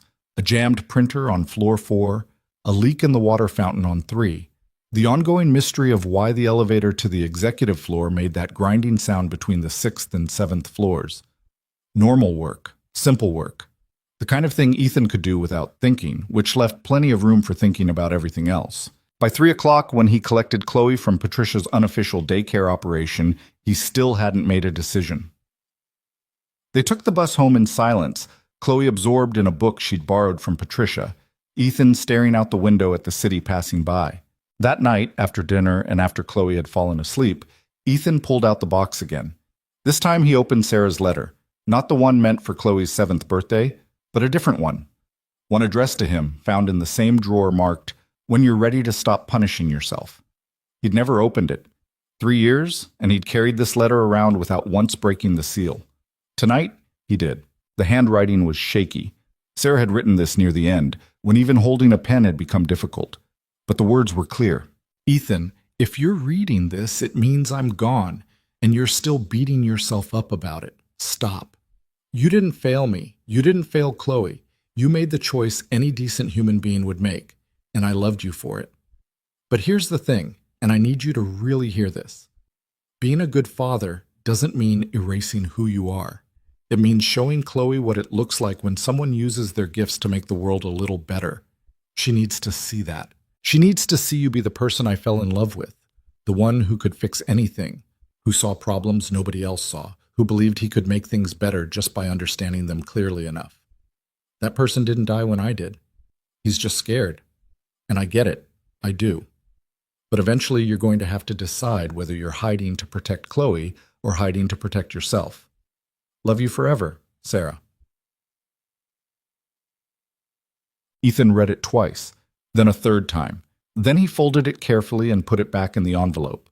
But this time he didn't put it back in the box. He set it on the table next to his laptop, where he could see it, where it could see him. Saturday morning, Ethan took Chloe to the park. They fed ducks that probably didn't need feeding and played on a playground where half the equipment looked mildly dangerous, and the other half looked aggressively dangerous. Chloe made friends with another kid for exactly 45 minutes before they had a fight about whose turn it was on the swings and stopped being friends. Normal life. Simple life. The kind of life Ethan had built specifically because it was manageable and stable and wouldn't ask more of him than he could give. But on Monday morning, when he walked into Olivia's office at 8 a.m. sharp, he had his answer ready. Olivia looked up from her laptop when Ethan knocked. She'd been expecting him. That was obvious from the way she'd already cleared space on her desk and had 2 coffee cups waiting, still steaming. "Mr. Walker," she said. "Right on time." "I try." "Coffee? It's actually good. I have it brought in from a place downtown." "Sure." She pushed one of the cups toward him, and he sat down in the same uncomfortable chair from Friday. The coffee was good, better than anything that came out of the break room pot that had probably been brewing since the previous century. "So," Olivia said, "have you thought about my offer?" "Yeah, I have." "And?" Ethan took another sip of coffee, buying himself a few extra seconds. Outside the windows, the city was waking up, cars moving through traffic, people walking to jobs they probably didn't love, the whole machine of daily life grinding forward whether anyone wanted it to or not. "I'll take it," he said, "with conditions." Olivia's expression didn't change, but something shifted in her eyes. "I'm listening. First condition, if the childcare center isn't ready in 6 weeks like you said, the deal's off. I'm not doing this without knowing Chloe's got somewhere safe to be during the day." "Done. What else?" "Second, I want it in writing that I can't be fired for refusing overtime or weekend work except in genuine emergencies. And I get to define what counts as an emergency." "That's reasonable. Anything else?" "Yeah, one more thing." Ethan leaned forward slightly. "Damian Cross gets brought into this. I know what happened last week wasn't his finest moment, but he's still the chief engineer. If I'm going to consult on projects, I need to work with him, not around him. And that only works if he's actually willing to listen." Olivia was quiet for a moment. "You're asking me to fix a relationship that might not be fixable. I'm asking you to try. Because if he spends the next 6 months undermining everything I suggest out of wounded pride, this whole thing falls apart anyway. And if he refuses, then we'll deal with that when it happens, but at least give him the chance." Olivia picked up her phone and typed something quickly. Less than a minute later, there was a knock at the door. "Come in," she called. Damian Cross walked in looking like a man who'd been summoned to his own execution. He saw Ethan sitting there and his jaw tightened, but he didn't walk back out. "Damian," Olivia said, "sit down." He sat in the chair next to Ethan's, carefully not looking at him. I've offered Ethan a position as technical integration consultant, Olivia continued. He's accepted, with conditions. One of those conditions is that you two need to find a way to work together. Damien's face went through several expressions before settling on something that might have been resignation. You're serious? Completely. Damien stopped, started again. With all due respect, he's been in maintenance for 3 years. That's not exactly the background you want for someone consulting on major engineering projects. Before that, he was lead engineer at Quantum Dynamics, Olivia said calmly. Published 14 papers on systems calibration. Led the team that developed predictive automation protocols that half the industry is still using. Want me to keep going? Damien looked at Ethan like he was seeing him for the first time. Quantum Dynamics. Yeah, Ethan said. You worked on the Helix project, the predictive calibration system. I ran it. Damien seemed to be recalculating everything. That was revolutionary work. Changed the entire approach to automation feedback loops. It was a good team.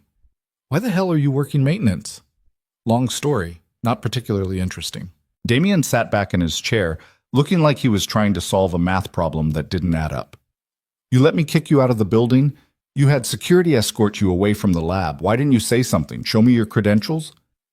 Would you have listened? The question hung in the air between them. Damien opened his mouth, closed it again. Finally, he said, Probably not. He stopped, tried again. I was so focused on the demonstration going perfectly that I stopped hearing anything that suggested it might not. That's on me. Yeah, Ethan said, it is. I'm sorry for what happened, for not listening. Damien looked at Olivia, then back at Ethan. If you're coming on as a consultant, I'll work with you. But I need to know this isn't some kind of power play, that you're not here to show up the engineering team. I'm here because I need the money and the schedule works for my daughter, Ethan said bluntly. You want to run the projects? Fine, run them. I'll consult, train your team, and go home at 3 to pick up my kid. That's the deal. Damien studied him for a long moment. All right, then we'll make it work. Good, Olivia said, because you're both going to need to work together on the Kane contract expansion. He's adding another $40 million to the deal, wants 3 more automated production lines by next quarter. I'm putting Damien in charge of the project and Ethan on oversight. Both men looked at her. Starting when? Damien asked. Today. I'm sending the project specs to both of you this afternoon. Ethan felt something that might have been panic trying to crawl up his throat. Today? I'm still in maintenance. I need to transition. You have until the end of the week to wrap up your current responsibilities. Jorge's already been briefed on taking over your workload. Starting next Monday, you're officially a consultant. Olivia's expression softened slightly. And Ethan? The childcare center is ahead of schedule. It'll be ready in 4 weeks, not 6. I made sure of it. After the meeting, Ethan and Damien walked to the elevator together in uncomfortable silence. When the doors closed and they were alone, Damien said, The Helix project. I studied it in grad school, used your calibration protocols as the basis for my thesis. How'd that work out? Got me hired here, so pretty well. Damien paused. Why didn't you stay in the field? After Quantum folded? Life got complicated. That's not an answer. It's the only one you're getting. The elevator reached the 7th floor and Damien got out, but he held the door open. For what it's worth, I'm glad you're taking the position. We need someone who actually knows what they're doing. You know what you're doing. I know theory. I know what I learned in classrooms and labs. You know how things actually work in the real world. There's a difference. The doors started to close and Damien let them, leaving Ethan alone for the descent to the basement. When he got there, Jorge was waiting with a knowing smile. Heard you're moving up in the world, Jorge said. News travels fast. Building this size? Faster than you'd think. Jorge leaned back in his chair. You gonna forget about us little people now that you're a fancy consultant? I'm going to forget to file my timesheet correctly and probably show up to at least one meeting with grease on my shirt. That's the spirit. Ethan spent the week training Jorge on his remaining maintenance routes, introducing him to the quirks of every system in the building. The HVAC on 3 that only worked if you kicked it in a specific spot. The elevator to executive that made grinding noises but was actually fine. The the coffee maker in the break room that required a very particular sequence of buttons to brew anything that wasn't completely undrinkable. "This is like learning a secret language," Jorge complained on Wednesday. "Welcome to maintenance. Everything's held together with duct tape and prayers." "You don't pray?" "Fine. Duct tape and stubbornness." Thursday evening, after the building had mostly cleared out, Ethan found himself standing outside the demonstration lab. The machines were quiet, powered down for the night, but he could still hear them in his memory. The hum of motors, the whisper of belts, the rhythm of automation doing what automation did best. "You okay?" He turned. Sarah Kemp was standing in the doorway of the lab, laptop bag over her shoulder. "Yeah," Ethan said. "Just thinking." "About?" "About how 3 years ago I would have given anything to walk away from rooms like this, and now I'm about to spend my days back in them." Sarah walked over to stand next to him, both of them looking at the machinery through the glass. "You know what I think? I think you never really walked away. You just convinced yourself you did. That's supposed to make me feel better?" "It's supposed to make you feel honest." She shifted her laptop bag. "Can I tell you something? When I first started here, I was terrified. Fresh out of grad school, first real job, convinced I was going to screw up and everyone would realize I didn't belong. Know what got me through it?" "What?" "Reading your papers, the ones from Quantum. The way you broke down complex problems into understandable pieces. Made me realize that good engineering isn't about being the smartest person in the room. It's about seeing clearly and helping other people see clearly, too." "I'm not sure I see all that clearly anymore. You saw that phase offset when nobody else did. You fixed it in under a minute. I'd say your vision's fine." Sarah checked her watch. "I've got to go, but Ethan, whatever made you walk away before, I hope you've made peace with it, because you're about to be back in the arena, and it only works if you actually want to be there." She left, and Ethan stayed a few minutes longer, watching the quiet machines and thinking about Sarah's letter, about hiding versus protecting, about being smaller than you were versus showing your daughter what it looked like to use your gifts. Friday was his last day in maintenance. Patricia brought cupcakes that were slightly lopsided but tasted fine. Jorge gave a speech that was mostly jokes about Ethan finally escaping the basement. A few other people from building services stopped by to say congratulations and ask if he'd still fix the coffee maker when it broke because nobody else knew how. "I'll make time," Ethan promised.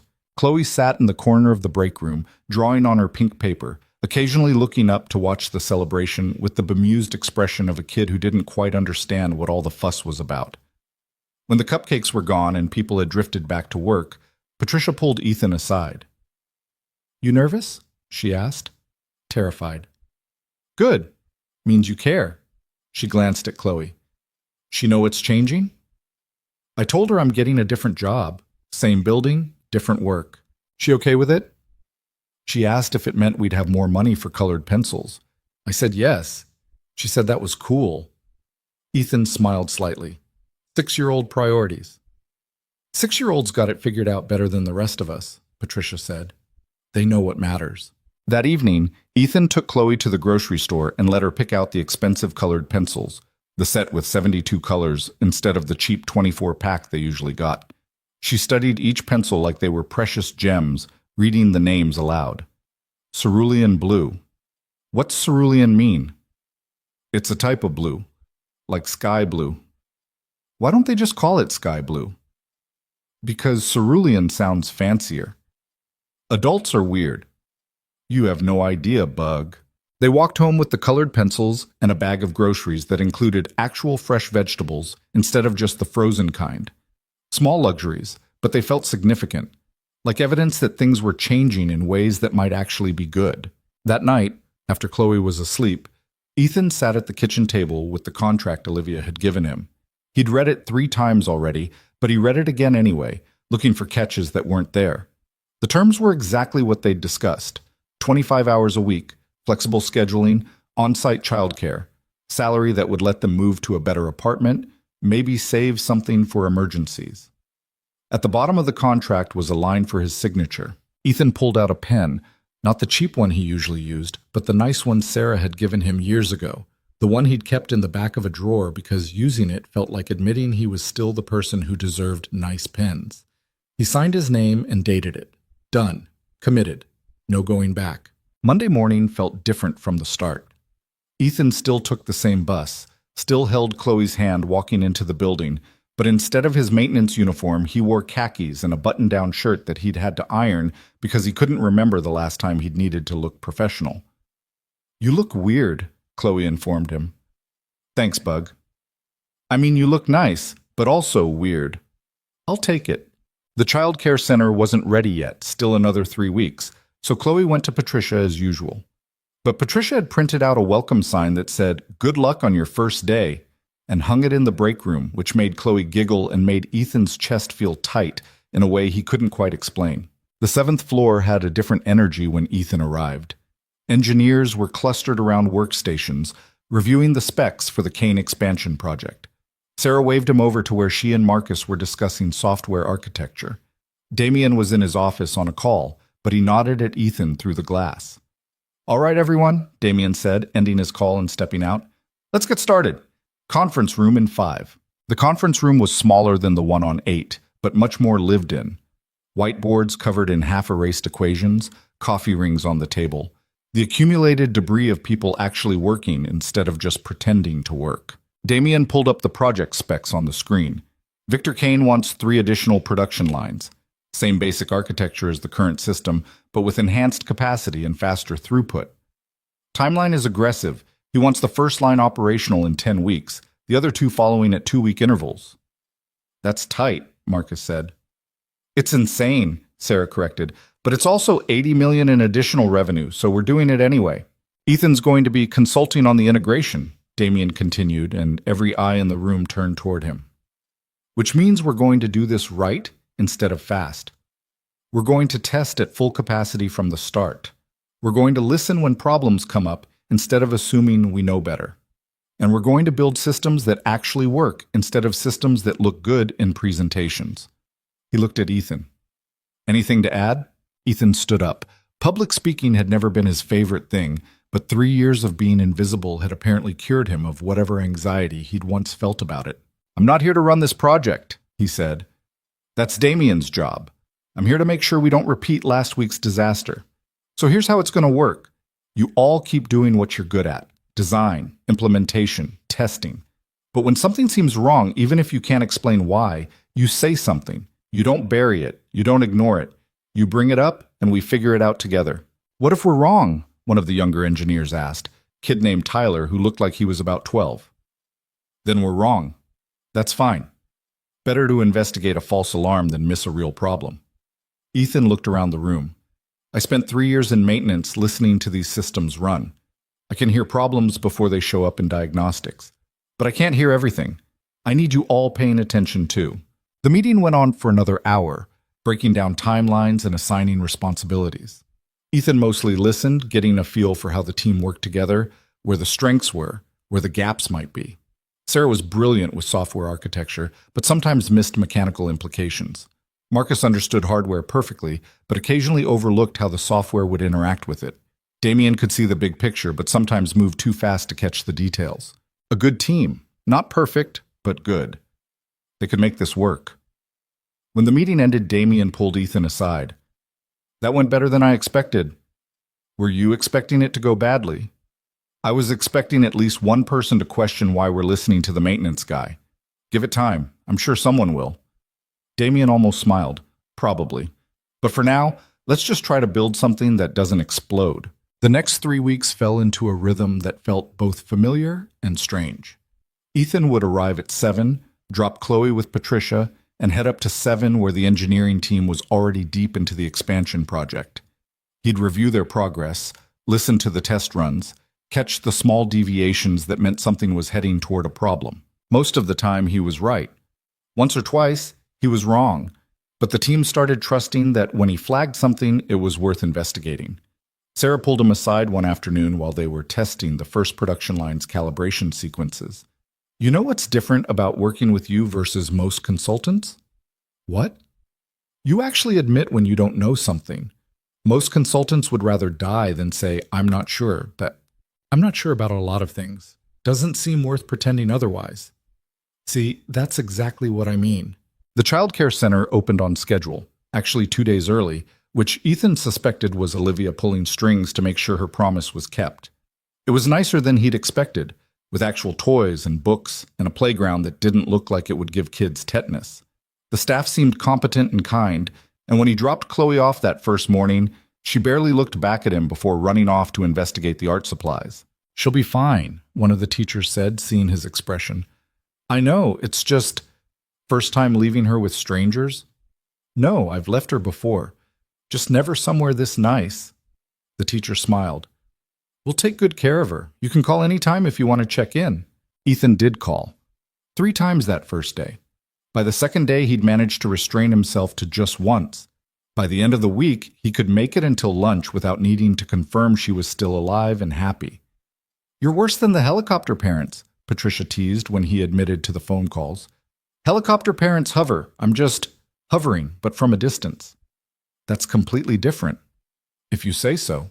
6 weeks into the new position, Ethan was in the demonstration lab watching the first Kane expansion line run through its paces when Olivia appeared beside him. He hadn't heard her approach. She was good at that, moving quietly through spaces she owned. "How's it looking?" she asked. "Good. Really good, actually. The team did solid work. Because you kept them from cutting corners. Because Damien let me. That's the part that matters."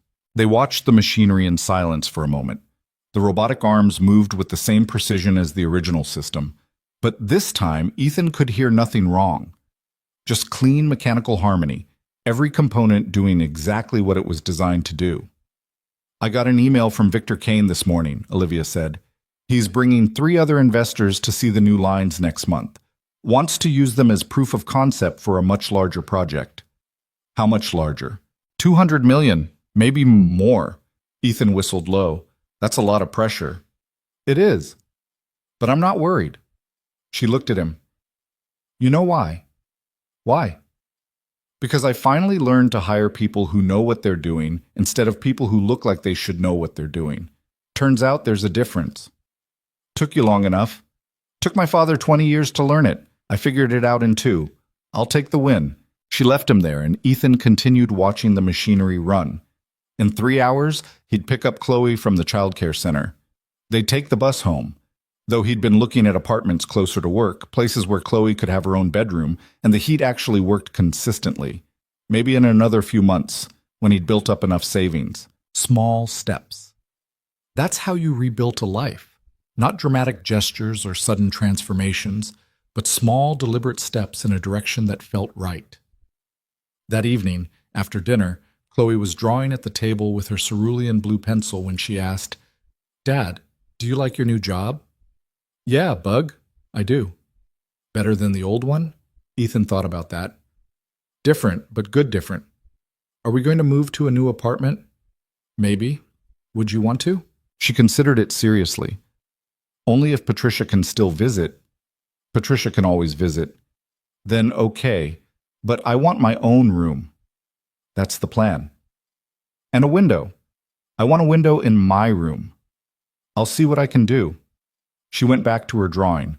A horse, naturally, but this one actually looked like a horse instead of a dog with delusions of grandeur.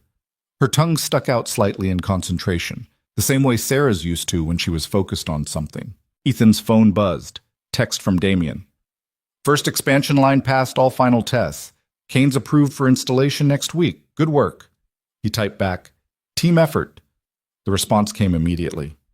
"Yeah, but you kept us honest. That counts." Ethan set the phone down and looked around the apartment. Still small, still cramped, still not quite warm enough. But it was theirs. And soon, if things kept going the way they were going, they'd have something better. Not perfect. Never perfect. But better was enough.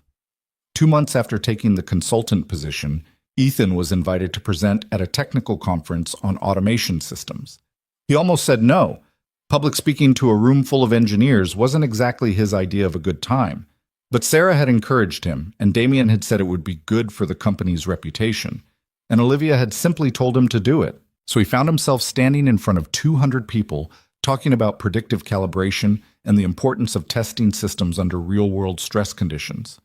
He told them about the demonstration disaster, about the phase offset that everyone missed, about how sometimes the most important problems were the ones you could hear before you could measure them. Afterward, a dozen people wanted to talk to him, ask questions, exchange contact information. One of them was a recruiter from a major automation firm offering double what Novaris was paying. "Thanks," Ethan said, "but I'm good where I am." "You sure?" "This is a significant opportunity." "I'm sure. I've got 25 hours a week, a flexible schedule, and I get to pick my daughter up from school at 3.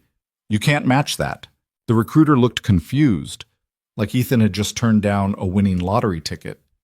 But Ethan knew what winning actually looked like, and it wasn't another 80-hour work week pretending he could do it all. That night, he video called Chloe from his hotel room. She was staying with Patricia for the 2 days he was at the conference, and she'd apparently convinced Patricia to let her eat ice cream for dinner. "Don't tell your dad," Patricia's voice came from off-screen. "She's telling me right now," Ethan called back.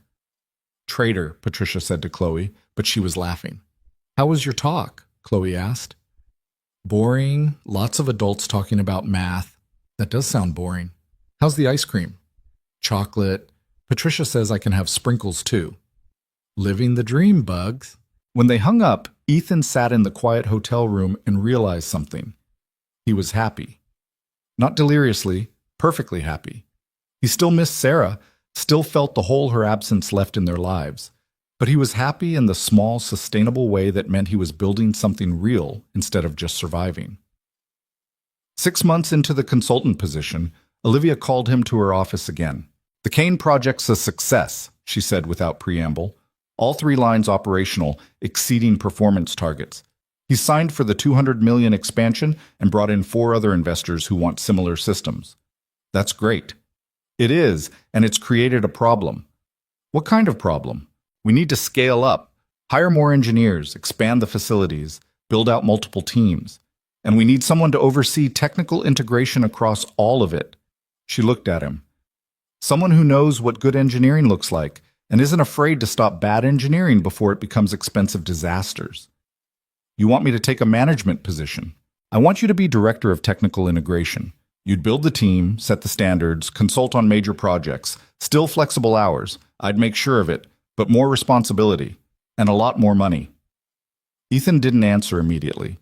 He thought about Chloe, about the rhythm they'd finally found, about the life that worked because it was carefully balanced. "Can I think about it?" "Take a week." He talked to Chloe about it that night, explaining it in terms she could understand. More money meant a better apartment, maybe some savings for college someday. More responsibility meant he'd be busier, though he'd still pick her up at 3. "Would you still have time to help with homework?" she asked. "Always." "And read to me before bed?" "Every night." "Then I think you should do it.